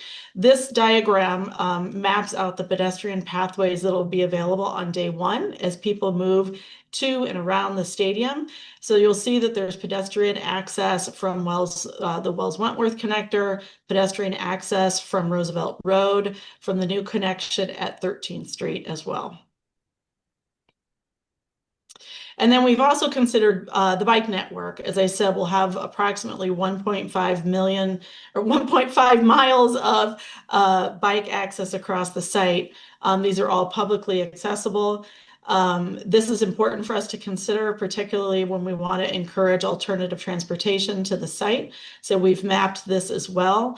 Primary access will be at the Wells Street connector, also off of Roosevelt Road along the new LaSalle Street and that will loop down to 13th Street. And last, we just wanted to talk a little bit about the riverfront section. There's been some discussion about the development of the riverfront. And we are certainly imagining a multitude of conditions, both soft edges and hard edges along the riverfront. We have such a half mile of riverfront. We want to create variety. This is a conceptual section that just talks about what we imagine will be the 14-foot combined path for pedestrians, and then the green buffer space that makes up that 30-foot minimum setback before you get to the sports field. And I would just add here, if we can go back and show the Riverwalk. I mean, we were going to try to create a really spectacular half mile of Riverwalk. And design, as you can tell, is very important to us and what this looks like. A lot of people that are on this call are very active, involved, and influential people in the city of Chicago. What we really need is you to support the alderman and the city in building out the Riverwalk all the way down from Lake Street to to where it begins about a mile north of us. So advocate for that. Let's have that happen, because the way that this Riverwalk is really great is that it connects all the way up to north and to downtown and out to Lake Michigan. That's how we create a spectacular place for the city. So help the alderman to obtain that, if you would. And with that, we will turn it back over to Dave. Thanks, Dan. What I thought we could do is I'll take the next minute or two and just quickly walk through what a match day will look like. Kurt showed a little bit of that day one arrival sequence, but as we all know, video sometimes can be a little bit choppy when you're sharing it on Zoom. So this first image is essentially from Roosevelt walking up to this fire community plaza. And I think one of the things that at the fire we're most excited about is being able to have a really positive doorstep to doorstep experience. Today we play at Soldier Field, and we do our best to work with the Park District and with ASM, who manages Soldier Field. But at the end of the day, it's not our own, and we're not able to necessarily influence all pieces of match day. And so we're really excited to work on everything from when someone lands at a Roosevelt CTA station, or when they're parking, or when they're getting off the water taxi. How are they being greeted? What is the music that's being played? What's the food and beverage scene? If you flip to the next slide here, Mike, this is zoomed out, same area, that fire community plaza. So for context, again, Roosevelt would sort of be just off to the right of this picture. You can't see it. But looking here, a couple things to note. We have metal detectors and railings that are out that are kind of jetting out into the plaza because it's an event day. Those will not be there. They won't be active on a non-event day. This is a space that on non-event days we're hoping to activate as frequently as possible year round for a variety of community events. I spoke with the Alderman's team today about the possibility of potentially having a focus group of local residents to supply suggestions. That's something that we're very open to. I think we've already been thinking through how we can do events for a local farmers market, for food festivals, having potentially a skating rink or some type of Chris Kindle market around the holidays, having fitness, having a yoga class, a fitness class, whatever it may be, on a Saturday morning, et cetera. I think you guys get the gist of it. But this is going to be the next Gallagher Way, a community plaza that is adjacent to the stadium. The next slide here this to me is like one of the most important parts. Kurt, you hit on it earlier, these beautiful Spanish steps that take the residents, fans, and visitors down about 30 feet from the top of that two-story parking garage down to the riverfront. We love this. We think this is just a fantastic way for people to navigate and to traverse some of the unique challenges that the site potentially offers. It's really well built in here to the stadium and looks very natural. And then lastly, on this next slide, you'll see this is what we would sort of consider a sponsor and partner village. This is where we'll be able to do sampling. This is where we'll be able to have food handing out pregame. This is over to the right where you see the soccer field. This is where we'll be able to do camps and clinics with Chicago Fire legends, and kids that are coming to the game can come get an autograph or photo with Sparky, our mascot. You can see people getting off the boats there on the river, kind of walking up to the stadium. So we just thought it was important to double click on this, take a second, and show you a little bit more what we anticipate match day to be like. And just one of the reasons that we're so excited to be the new anchor tenant of the 78. So Alderman Dowell, I'll kick it back to you if we want to do any questions on this topic, maybe before we move on to our last section. Yeah, we have some questions for that, but one question on noise level and events did come up. I want to go back to that. How will the sound protection differ from Soldier Field as noise pollution is poor there? Sure. Ryan, do you want to answer that, or I'm happy to, but you're the stadium specialist, so why don't you go ahead? Yeah, I can go. Yeah, great question. I think what we're looking at to make our stadium even more unique, as kind of mentioned, is we're looking at kind of the wall, what we're doing at the wall, at the exterior walls, and what materials we're using to be able to deaden sound transmission and stop sound attenuation from leaking outside of the stadium. So there will be wind screens, there will be a lot of different materials that we're looking at throughout the rest of the design process that will help mitigate sound. Yeah, Dave, it's anything else? and I would say that's in addition to the canopy. I mean, the canopy is the biggest thing, right? I mean, Yeah. we have this massive canopy that covers the entire uh, fan portion. Stands really just doesn't cover the field portion, but it covers all the fans in the stands. Also, the brick facade goes pretty tall, and then to the point that Ryan made, we're working with sound engineers on the windscreen and how we ensure that it's muffling as much noise as possible. So I think those are most of the noise mitigations. Okay, thank you. We'll move on to the day one operations questions. One question is that you're showing a series of steps leading to the riverfront. What are the accommodations for those in wheelchairs? I can take that one. Thank you. That's a great question. Yes, someone just circled. So yes, we do have this sort of big, what we're calling the Spanish steps down that will lead you down to the riverfront. But adjacent to that we will have elevator access as well that will provide universal access to the riverfront. Okay. Next question is the 22,000 capacity for the stadium fixed, or could it go higher to say 25,000? It's a good question. I think for Chicago Fire matches, we are looking to have it capped at 22,000. That will expand for a concert with seating on the floor. If there's an end stage, which is kind of most typical for concerts, the stadium capacity would get up to 25,000. But for the fire, we're really looking at having it around 22,000. Over time, may it morph and may we squeeze a couple hundred seats extra in there? Yes, but it's a tight footprint, as Kurt has displayed, kind of between wells and the tracks, and this is quite a significant investment. And we're not looking to build in a ton of flex. All right. Is a roof contemplated for the stadium in the future?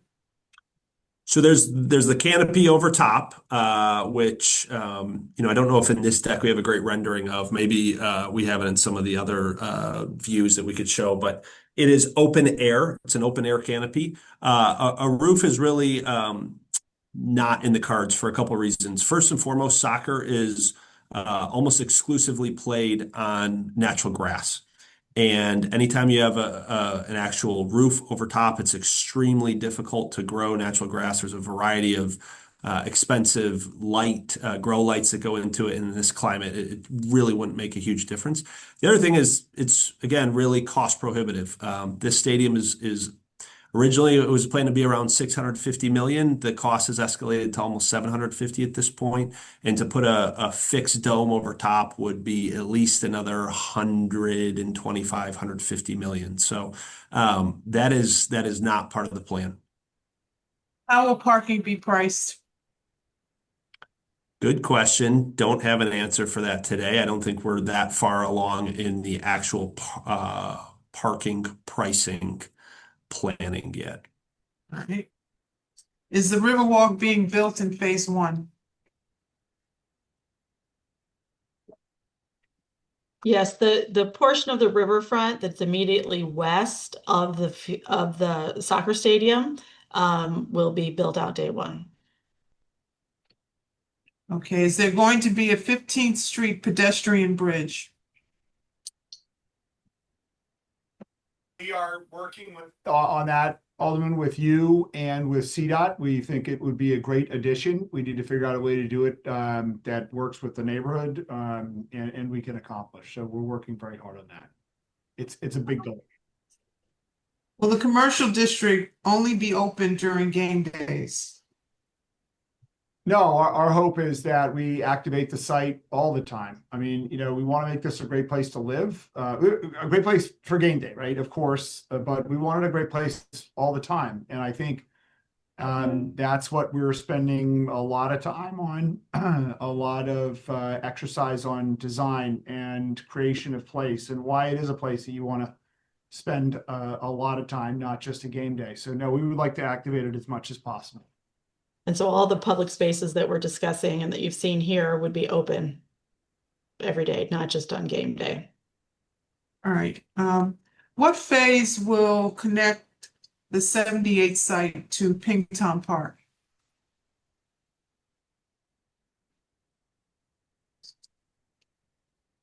How we connected? No, not how, but when.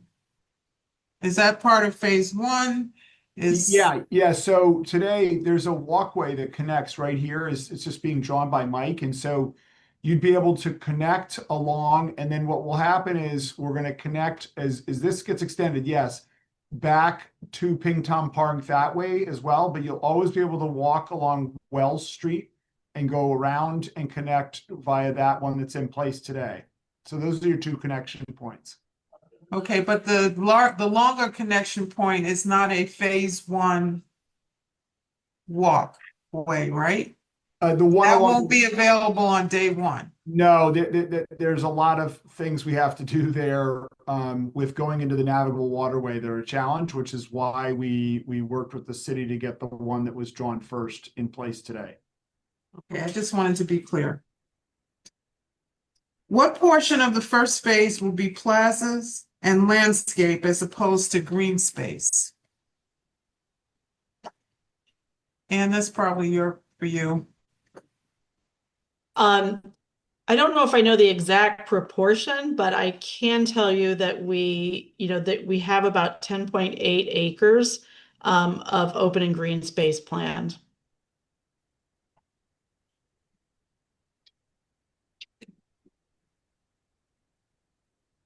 Okay, I don't know what this means. How will phase one support riparian, aquatic, and upland habitat with the new seawall? I can probably try to address that. So we are working, we are looking at all of those. We have not fully designed all the landscape and the river's edge. We've shown that conceptual section. We are looking at fully natural edges as being circled on the site right now. And we're working with not only city agencies, but other riverfront task force groups that are sort of guiding our work to make sure we address all of those issues. All right.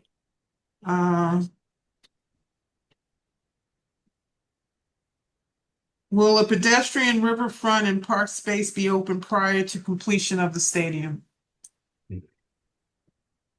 It will likely not be open prior to the completion of the stadium, a little bit for safety reasons. This will be an active construction site. And so while we'll be working to develop that riverfront space, it likely will not be open until the stadium is open to the public. Well, and that's a function of how fast the fire are going to go here. I mean, this is going to be really a construction site up until the point where they open, which is where we'll open our phase one kind of simultaneously. All right. And will there be a dock-to-dock personally owned boats? Yes, we would like to encourage as much travel along the river and docking with us as possible. So we're working on a plan to have all the architectural boats come, the water taxis, personal boats. We want everybody tying up.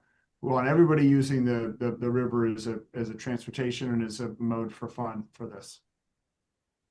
And what are the native planting strategies with the green buffer space in phase one? Great question. As I mentioned, we haven't fully developed the planting schedule for along the riverfront, but we do certainly appreciate the need to use native planting here. We are working with Site Design Group, which is Ernie Wong, who is the designer of Pingtown Park and other highly successful riverfront and park areas across the city. So we will we will absolutely be utilizing native plantings in these areas.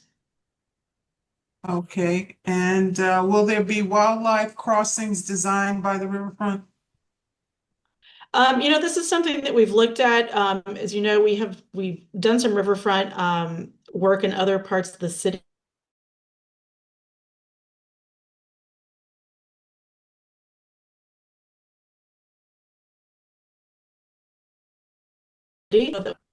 Land.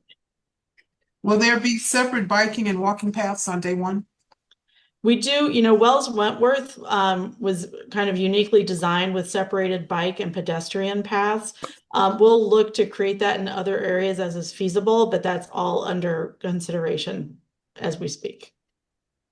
Where will the disabled parking? Does someone want to? Yeah, I'm hi. sorry. I just did want to say that all the new roadways are designed with separated pedestrian and bicycle paths. Thank you, Will. Yeah. Where will the disabled parking be located on the Phase 1 site plan?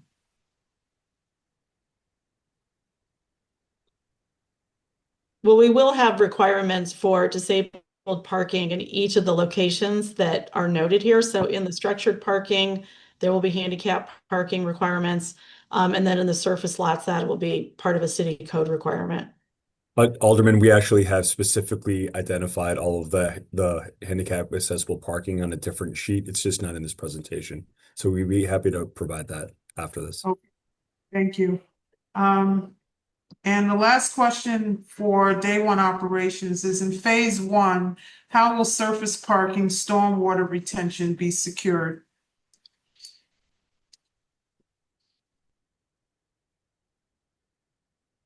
That's a good question. I don't know. But yeah, Secured. Yeah. Mike, is that you? so sure. There will be stormwater retention ponds that are specific to the temporary parking lots. This one's for here and this one's for here. Those will go away as the parking lots go away, and all of the vertical comes in. Okay. To the person who wanted to make sure that there would be community input on how the potential pedestrian access along 15th Street and Clark happens, rest assured that that is not something that won't be brought back to the community. The community will absolutely be involved in the presentation and the discussions and feedback around that. I'd like to move on to topic 4, which is the community commitment. Great. Thank you, Alderman. Hi, Don. How are you? I'm very good. Thank Okay. you. So my name is Don Bernanke. I'm the Executive Vice President at Related Midwest, and I oversee all of our construction operations. I want to spend just a little bit of time talking about two topics that had emerged throughout a number of the listening sessions. The first being opportunities for participation in this very large project with fire, as well as some of the other infrastructure work that'll be done as part of this first phase. And then I also want to be able to address construction operations and some of the safeguards that we will be putting in place during construction to minimize the negative impacts on the community. So let's start with opportunities for participation. For a very long time, Related has been committed to trying to work very hard to engage the community in any of the communities that we work in. We have had the great opportunity working in a number of city neighborhoods as well as communities outside of Chicago. This intentional effort to provide for clear opportunities for businesses from within the community to participate in our projects, as well as to assist those individuals who might like to work on a project in the trades It has always been an incredibly important part of every project we do. This does not happen by chance. It happens in a very intentional way. And it is through this intentional investment, it is through the comprehensive support for businesses and for workforce, and for a real driven, open mind towards solving for some of the problems that have always stood in the way of maximizing participation. We take those steps and we take those efforts. And so that's why these three words mean a lot with regard to the strategy we will employ along with our partners at the Chicago Fire to invest, to support, and to solve. So let's talk about what investment means. Investment over the course of many, many years for us has resulted in nearly $500 million of work being awarded on our projects to emerging community businesses. That runs the gamut from every single type of project that we do, including one of the projects we're building at 400 Lakeshore Drive right now. That matters. It matters because to be able to provide those kinds of opportunities and have a workforce and a business force that can make those kinds of commitments, that we can make those kinds of commitments to, means that those businesses have to have opportunities. They have to have an opportunity to start when they're just emerging and to grow and scale up along the way. And we have always looked at the 78 and the projects that we would be doing here is that opportunity, that true opportunity to provide a pathway for businesses to scale up. But again, that just doesn't happen. There needs to be active support for businesses. One of the things that we absolutely do not want to have happen is that as businesses grow, as businesses come to participate, that they are not getting the kind of tools, the kinds of partnerships, and the kinds of platforms that help them to scale in a measured way and in a way that does not lead down a path that to not being successful. That is the absolute worst thing we want to do, is to provide that kind of a path. And that's why we work hard, not only with businesses, but with workforce, so that everyone can grow, can thrive as a result of this project or other projects. And then we solve. And I think this too is very important to our strategy. We need to be able to collaborate, to work together, to figure out what hurdles still exist, what hurdles we can change to move forward and grow together. And so if we put that ecosystem together, we believe that the 78 can provide a measurable and a scalable series of opportunities. We are working closely with the fire and as they move forward with their construction.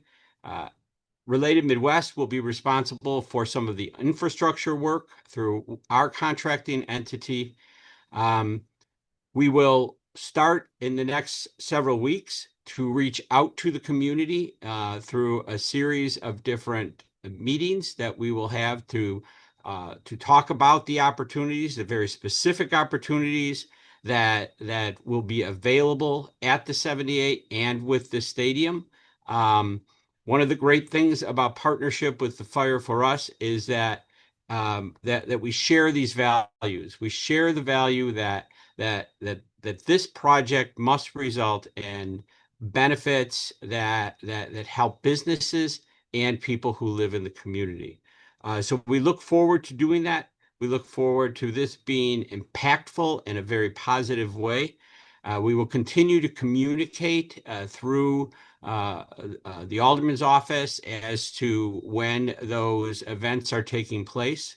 And we look forward to answering any questions that residents or other members of the community may have as to those efforts. The second thing that I want to talk about is construction operations and staging. we know that construction can be very disruptive, and we are committed to, as we have always been, trying to minimize and mitigate those situations that can often occur when some contractors are not paying attention to the little things. And the little things can certainly lend themselves to growing into big things very quickly.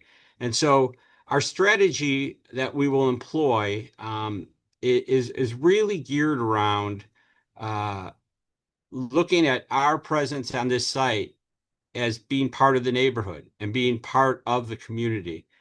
And so, with that being said, a couple of topics that we are working on now and will continue to work on is how do we provide an ability for workforce to get to this site, for trucks to enter this site, for equipment that needs to get there in a very deliberate and positive way, as opposed to causing negative implications.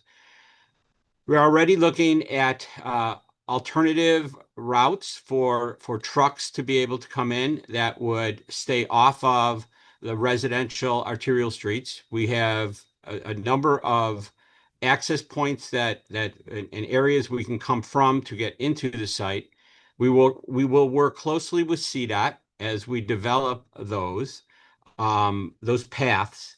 I think what's really important is we want to bring in vehicles in a way that is the least impactful in that negative way on all residents. So we are beginning that work. We will be doing that in concert with the fire to determine how we can complete the infrastructure work that needs to be done at the same time they're building out the stadium.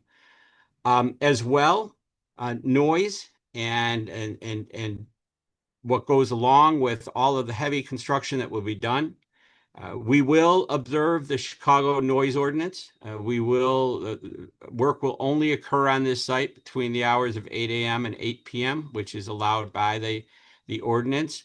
There may be those occasional times when it has to run at over 8 o'clock for those atypical situations. We have and will, in this instance, develop some protocols for communication with the alderman's office and with others, with CDOT, to let them know if we have a particular instance or problem on a given day, so that they are aware of what the problem is. I think communication is at the very center of a good relationship with regard to that. But those protocols are pretty normal for us, and we will do those here as well.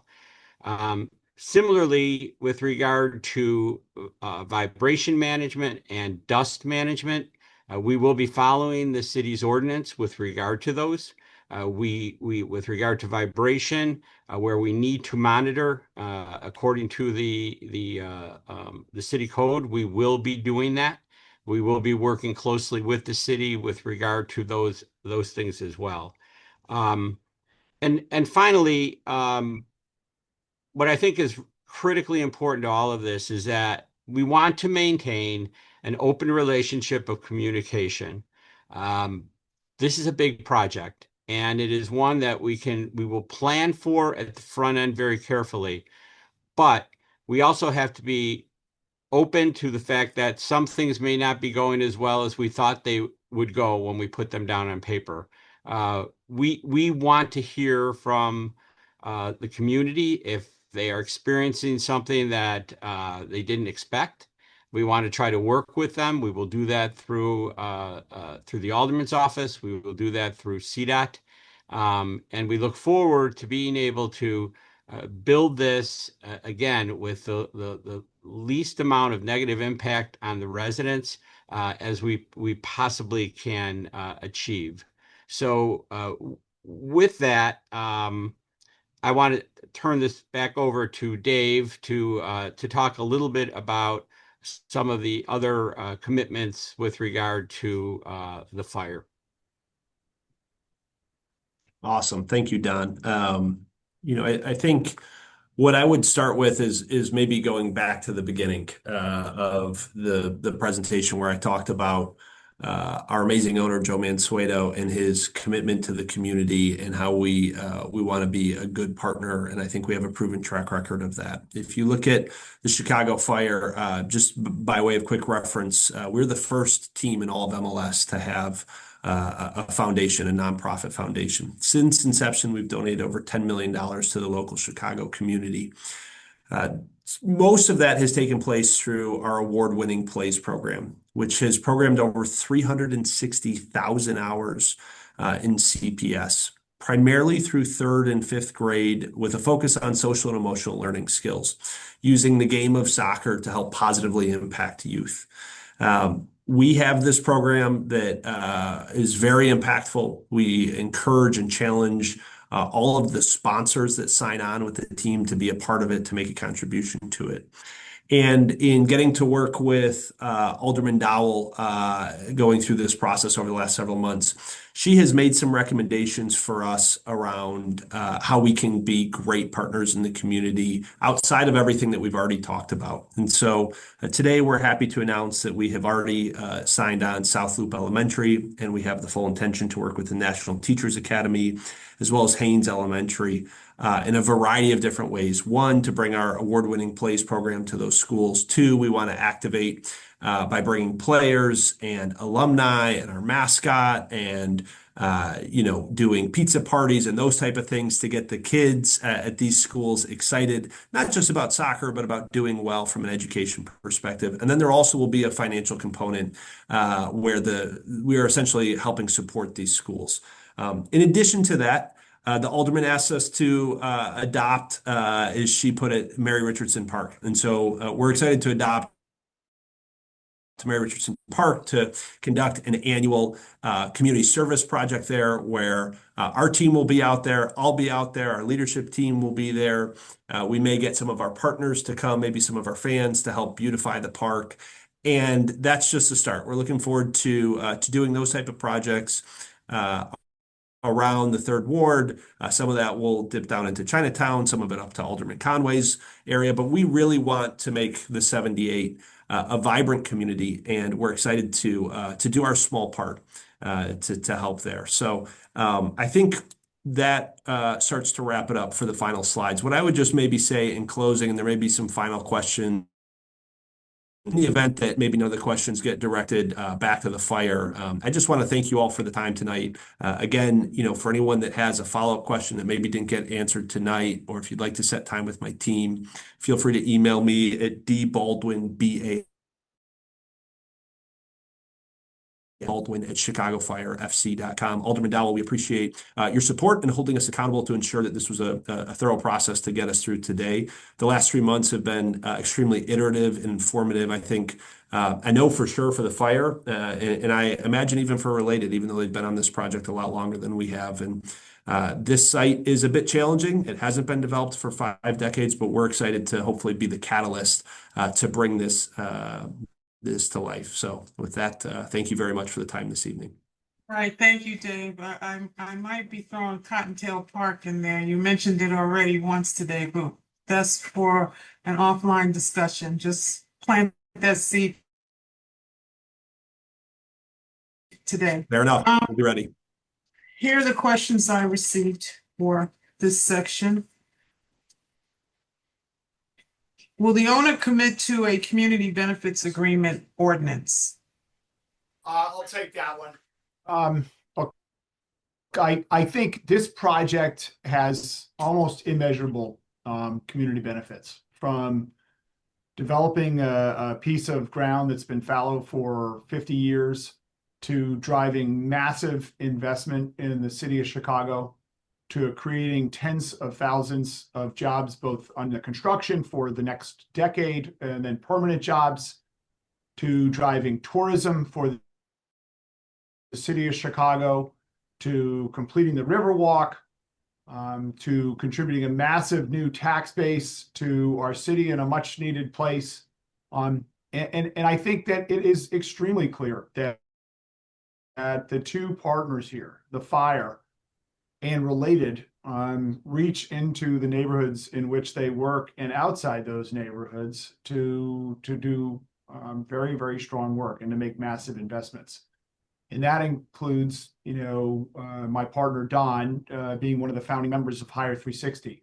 So the community benefits are both massive and important to the city of Chicago and extremely organic. And we will continue to reach out into the community for partnership and for jobs and ways to build this project up. And we again, as Dave just put his email out there, we continually do that. The community benefits here, our agreement is with the city, with the aldermen, and with everyone that lives here, and it's massive. So we absolutely have a community benefits agreement. It's with multiple parties, and that's what we're going to do. And we have a history of over the last 35 years doing that over and over and over. And this is our chance to, as we have talked about now for 8 years, take those jobs and those opportunities from hundreds to now thousands on this project. So we look forward to working with everyone in the community to doing that. Don, you laid out a number of commitments on behalf of the Related Midwest, but is not the Chicago Fire the actual builder of the stadium? Yeah, the Chicago Fire is the builder of the stadium, and I alluded to the fact that one of the great things about this partnership is that we are very much aligned, and the Chicago Fire are aligned with our values of what we want to do with regard to jobs and opportunities for businesses, which I'm very, very happy and pleased about. Dave, you might want to add on to that if you'd For like. Dave, does his values align with the values that you're presenting here tonight, Don? They do, and actually to this point, Don, it probably was what, 2 or 3 weeks ago, we stood hand in hand, side by side at the Hire 360 event, where Mansueto Office Real Estate and myself and Don got up and talked to a variety of subcontractors from diverse backgrounds, women-owned business background, and talked about some of the opportunity that would be coming, and have signed up for an event to be hosted here in several weeks by Related to talk about what the process will be like to ensure that we're upholding all of those standards. So this is really important to us, regardless of who our fan base is, regardless of the fact that we have the most diverse fan base in Chicago. That's something that is important to us. It's made even so much more important given who supports the fire here locally, and we're excited to be a great partner here. All right, and how will the partnership impact, I think you've answered this, the community of Black, Asian, and Hispanic people who make up over 60% of the Chicago Fire fans? And will the Chicago Fire commit to hiring local community members for full-time jobs? Absolutely, we will. Yeah, I think to your point, hopefully I just answered that. But yes, we are very excited to do that. I think there's a multitude of different opportunities, right? There's obviously going to be a variety of construction jobs that are generated just from the stadium, let alone the larger development that this is catalyzing. But we'll also have long-term professional services opportunities. There will be part-time opportunities on match day and event day. There's going to be a variety of jobs that this stadium is creating. It's almost $1 billion of development just going into the stadium. So yes. Will Jones Park be converted to a soccer field? Not unless that's what the community wants. That's not currently the plan, but we are committed to helping beautify the space. And so, I actually don't know what the process of getting sign off on if people would want that. So I defer to you here, but don't want to speak on behalf of the community without speaking to them, but I would sincerely doubt that they would want that park turned into a soccer field. But I haven't asked the question, but I'm willing to. then you have our commitment that we will help make that happen. But I think we would just prefer to help, beautify it and make it a even better space. There was a question about, will there be a community advisory council? I can take that question. I don't have any intention right now to create a community advisory council. There was one that put together the original plan development, had input into the original plan development, and much of those elements are still reflected in this current plan.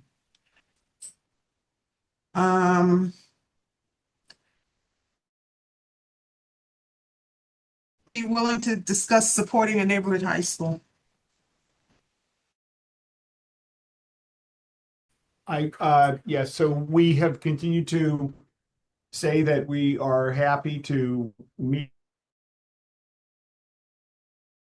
with TPS when they want to about whatever they'd like to do in the city of Chicago.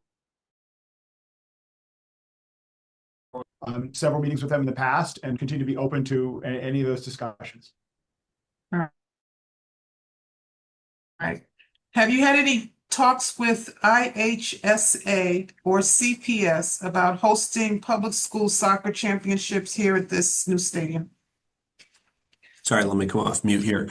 No, we haven't as of yet, but we do plan on having those conversations. I think, obviously we're working to get a shovel in the ground, and that's the number one priority right now, but we are fully planning on hosting as many of those type of events that are not the large scale, right? The ones that may be hundreds to low thousands of people. We think that this is a great way to use this space. And again, really goes back to an amazing owner who loves the game of soccer, fell in love with the game of soccer from coaching his own kids. And that's something that we'd want to activate at this space. Do we have an option for the fire to increase the number of events held in the future? In the future, I would say anything's possible. Right now, the 45 events per year is going to be part of the plan development, and I would assume that any increase would require an amendment in that plan development. Okay, has the club committed to understanding the impact the stadium may have on gentrifying surrounding neighborhoods? I'll let Kurt and Don talk to gentrification. Sorry, I'm trying to go off mute there. So as we spoke about earlier, we have a huge commitment to creation of new housing in the city of Chicago and specifically new affordable housing. And Alderman, as we have worked on with you, we plan on delivering a lot of affordable units to this site. Our commitment, goes beyond the 78. We're instrumental in passing legislation in Springfield that allows for the development of affordable housing. We plan on utilizing the benefits of that legislation to build affordable housing on this site and are willing and in discussions with Chinatown to try to bring some affordable housing to that part of the city. So we would love to partner with whomever we can to do that, and we're planning on doing it at the site as well. Yes, I just want to underscore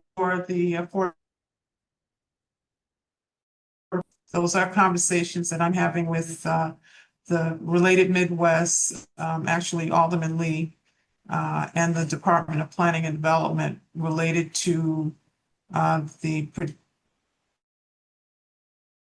possible production of off-site housing, affordable housing. Two more questions here, and then we'll go to general Q&A. Will business support extend to Chinatown businesses? Yes. Yeah, I think as far as the fire, we're welcoming obviously the third ward, and that this will be our home, but the neighboring communities there'll be opportunity for employment, and there'll also hopefully be some trickle down here from people coming to our games and being able to frequent establishments. And then lastly, I would say, I know that we had a conversation with some of the leaders of Chinatown on how they can leverage parking space, especially to the south of our site, to help alleviate some of the traffic that and parking that is already coming into Chinatown. Kurt, I don't know if there's anything that you want to add to No. that. We've long been advocates of partnering with Chinatown. We think it should be a great way to enhance our business and their business together. It makes perfect sense. Okay, we're going to close up this part of the discussion. It looks like we probably have a number of questions here that are more general in nature, so I want to get started with them. How will access from Chinatown be improved as the current plan will take 30 minutes to walk?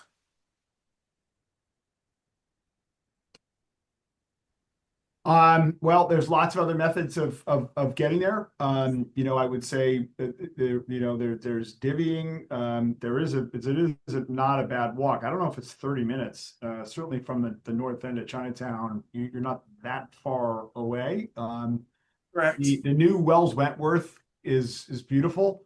It has a really nice sidewalk, but specifically kind of the ways you go underneath the tracks is a beautiful design by CDOT, as well as if you take Pingtom Park, it's a very nice walk through that. So there's vehicular ways, there's divvies, and there's rideshare obviously as well that can get you up that short distance.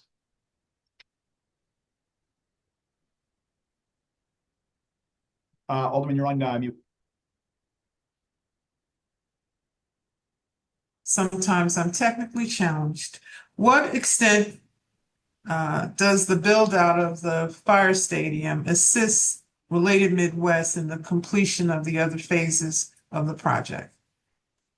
It's instrumental. We have said since 2016 that we really need an anchor to kick this project off. And we're delighted that I think we have the best anchor we could have imagined to do that with. A great partner, building a great product. And our success is obviously tied to the success of the fire and their endeavor to build this great facility as well. So we're tied together, which, from our standpoint is a great place to be. What's the need for a new stadium, given that the Bears will be leaving Soldier Field? I'm happy to answer that. I think if I could just provide a little bit of history, and I know it's getting late in the evening here, so I'll keep it short. But the Chicago Fire used to play at purchase the team, spent roughly $70 million to move the club downtown to the iconic Soldier Field. Soldier Field is iconic, but it is outdated and it doesn't work for us for a variety of reasons, specifically the fact that it's not purpose built for soccer. It's way too big, it's cavernous. We don't have the opportunity to manage it. There's a variety of complications with the Bears playing there.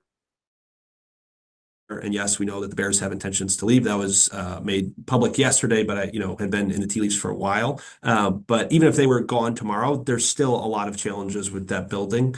And ultimately, in the letter that he sent out to the city, which is that he believes that Chicago is a world-class city, and a world-class city deserves a world-class football club. And to have a world-class football club, we need a world-class home. It has to be something that's purpose-built for our games. It should contain noise, and it should be a fortress. And that is what we are intending and excited to build here at the 78. Something that provides an amazing experience for our fans and our partners. And it also will allow us to be better contributors to the greater Chicagoland community, in that we'll manage it and be able to influence all parts of the match day experience.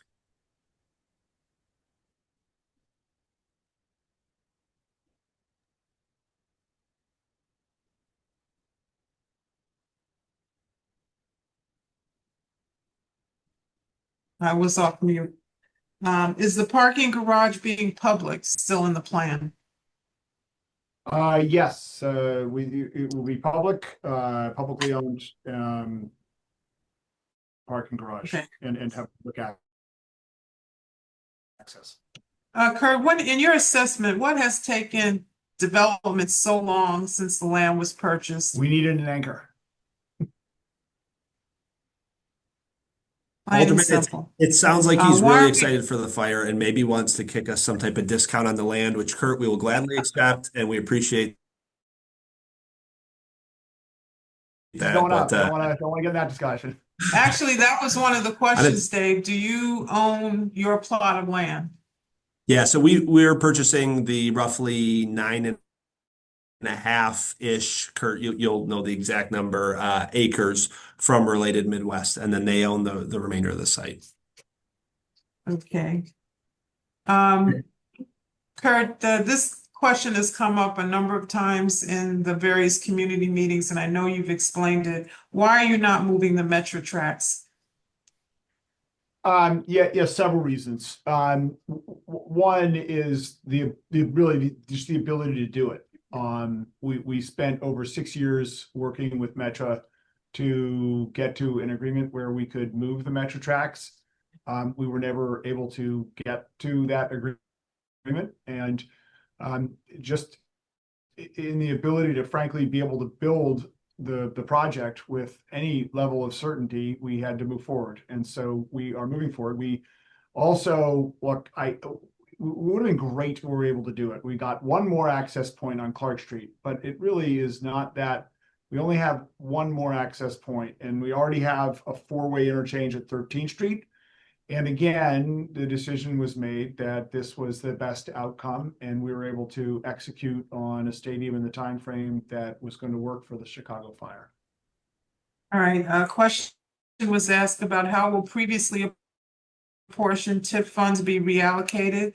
I think it's a little premature for us to be able to answer that question. Currently, this project is looking at its land use and zoning. As we move through this process, decisions regarding the TIP allocation, a plan will be put together, and that plan will be presented publicly.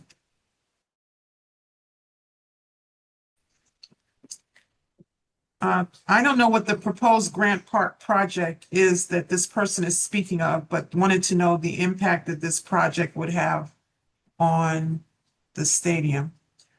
I'm not clear on that question. So Either am I, Alderman. Noah, unless you know something I don't know, I want to pass. We can get will more you information on that all. Yeah. There is a plan. Park District has a plan for Grant Park's actual footprint. This site is outside of that footprint. I would expect that the open space and Riverwalk and accessibility that Related is proposing would help accessibility into Grant Park and would feed into their plan. It should not prohibit any of their ideas from being executed. It would only Thank you. Will you rule out having a second stadium for the White Sox? Kurt? We are solely focused on the fire stadium, and that's all we have time for. So this is the project that we're looking to get started and build right now. I think we want to do what's best for the project and for the city of Chicago. But all we're talking about is the fire. I'm going to go on record here, Kurt. I know you and I don't agree here, but my support for this project is contingent on the stadium being the Chicago Fire Stadium and the creation as it was envisioned in its original plan.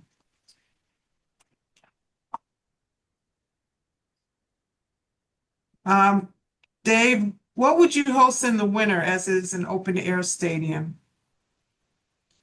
We've discussed the roof issue is more expensive. So what would you do with that? Yeah, I think there's two things to note.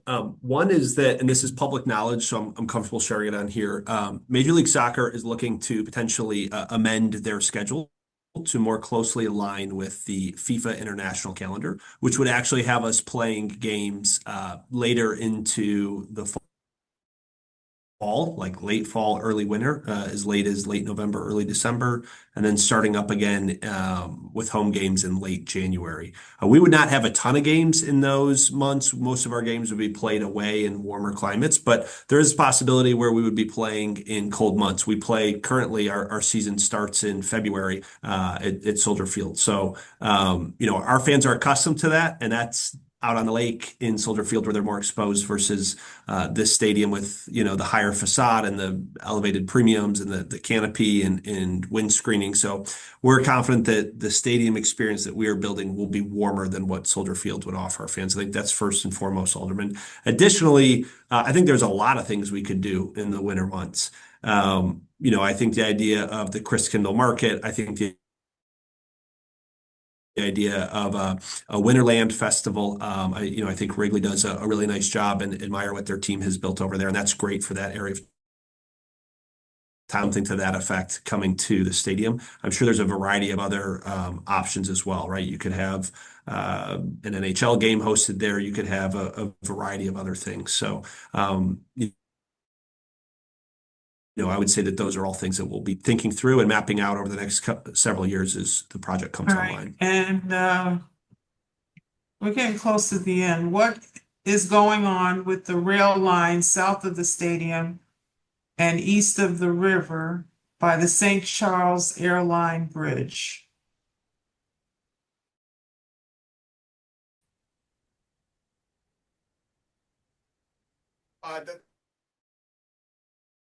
Those rail lines all stay in place, Alderman. The roadway, specifically Wells Wentworth, goes underneath those. So they are active, some more active or less active than others, but those will remain. And thankfully, the St. Charles Airline will remain. It's a really cool architectural element that we like to hearken to. You can tell the fire really dig it too, because they're mimicking and in a beautiful way a lot of that architecture. So those will stay in place, and we will build around them. But again, use them as I like to call the St. Charles Airline our North Star as far as architecture and design goes. Thank you. Can you talk about the bird-friendly guidelines you're following? Yeah, I can answer that one.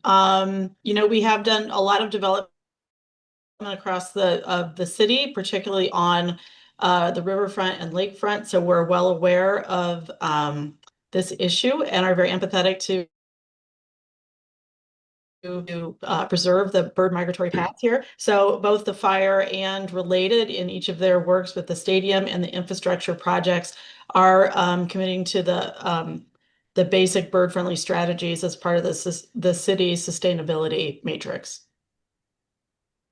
Okay. And while you're talking, Anne, there's a question on the river wall. Is it high enough to ensure that the river will not overflow the embankment?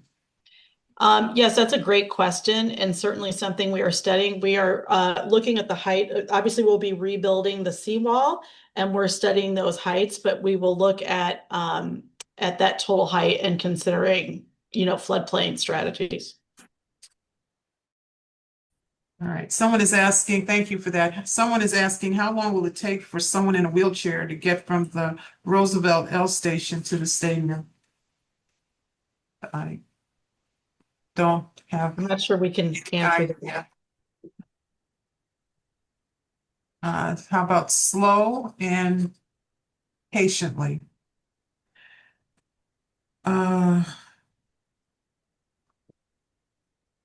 Dave, this is for you. How will overlapping events at Grant Park and Soldier Field be handled outside of Saturday nights?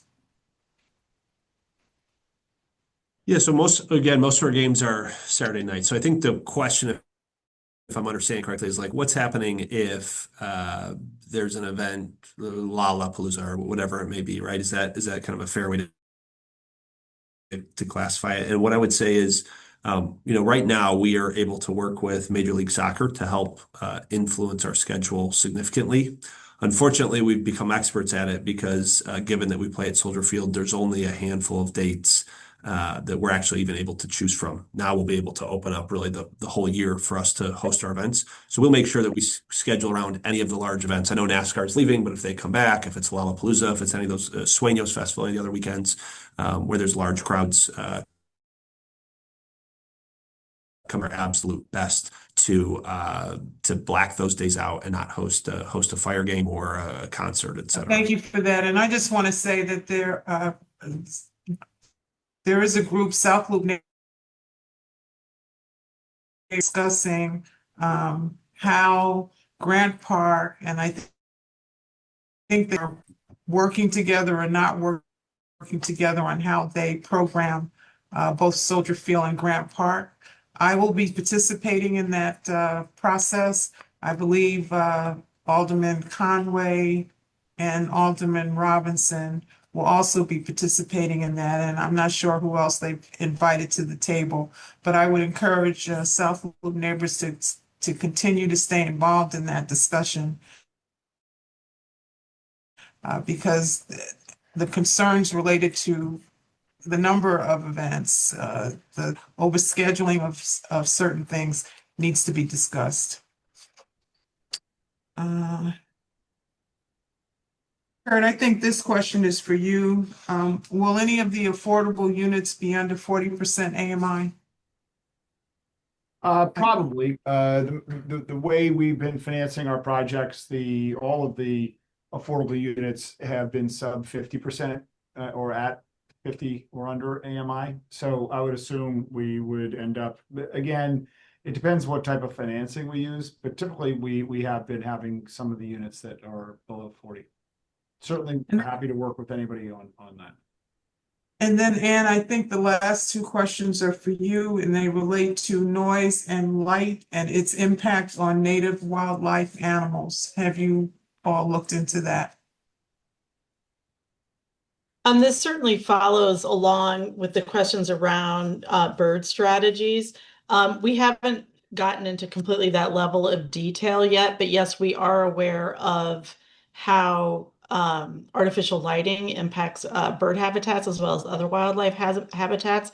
I don't know that we can commit to confirm strategies other than to tell you that we're aware of that impact and we will work to reduce it.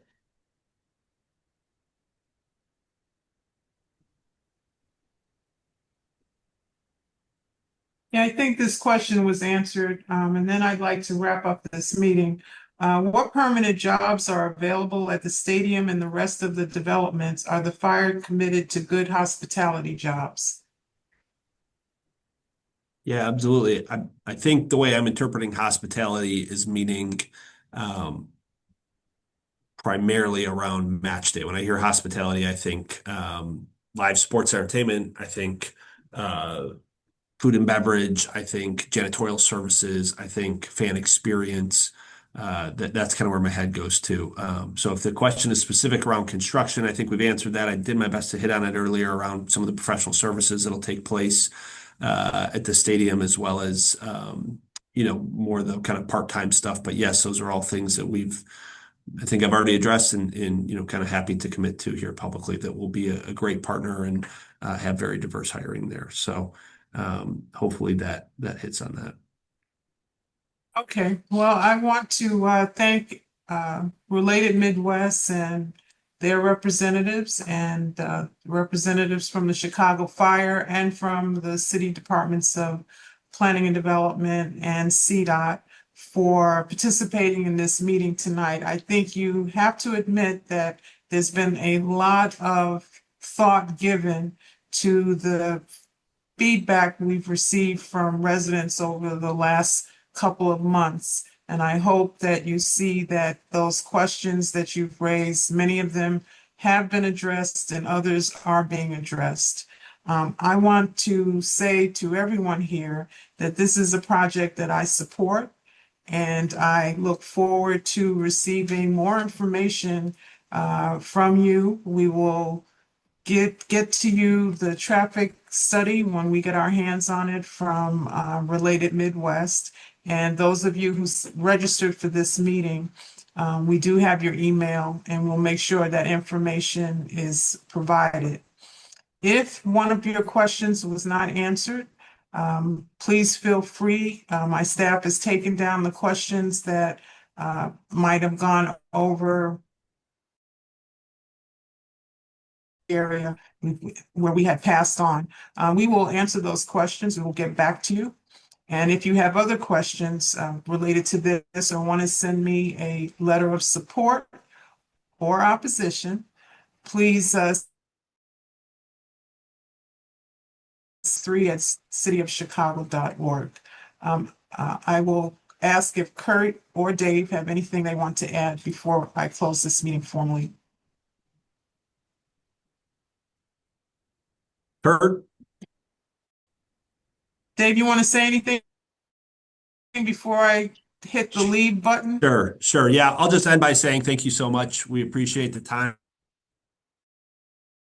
I appreciate the last 3 months of getting to sit down and meet with a lot of you. I appreciate your partnership, and I think we're going to build something really special. Chicago is one of the greatest cities, if not the greatest city in our country, and it's missing a soccer stadium. And there's this, amazing plot of 62 acres that have sat undeveloped for too long, and so it's an honor and a privilege to get to do this with Alderman Dowell, with Kurt Bailey related, and with all the residents of the Third Ward. So thank you. We're excited to build something special together. Thank you to the fire. You guys have been amazing. Thank you to all of the staff that we got to work with at the city, at CDOT, OEMC. You've been terrific. We really appreciate it. And Alderman Dowell, again, you're a great leader. And we appreciate it and appreciate the partnership moving forward. We want to do something really special here, and I'm glad we're getting to do it together. All right. Well, that's the end of the meeting. It's 8:27. I give you back the rest of your evening. Have a good night. Thank you. Thank you. Yeah, just give me like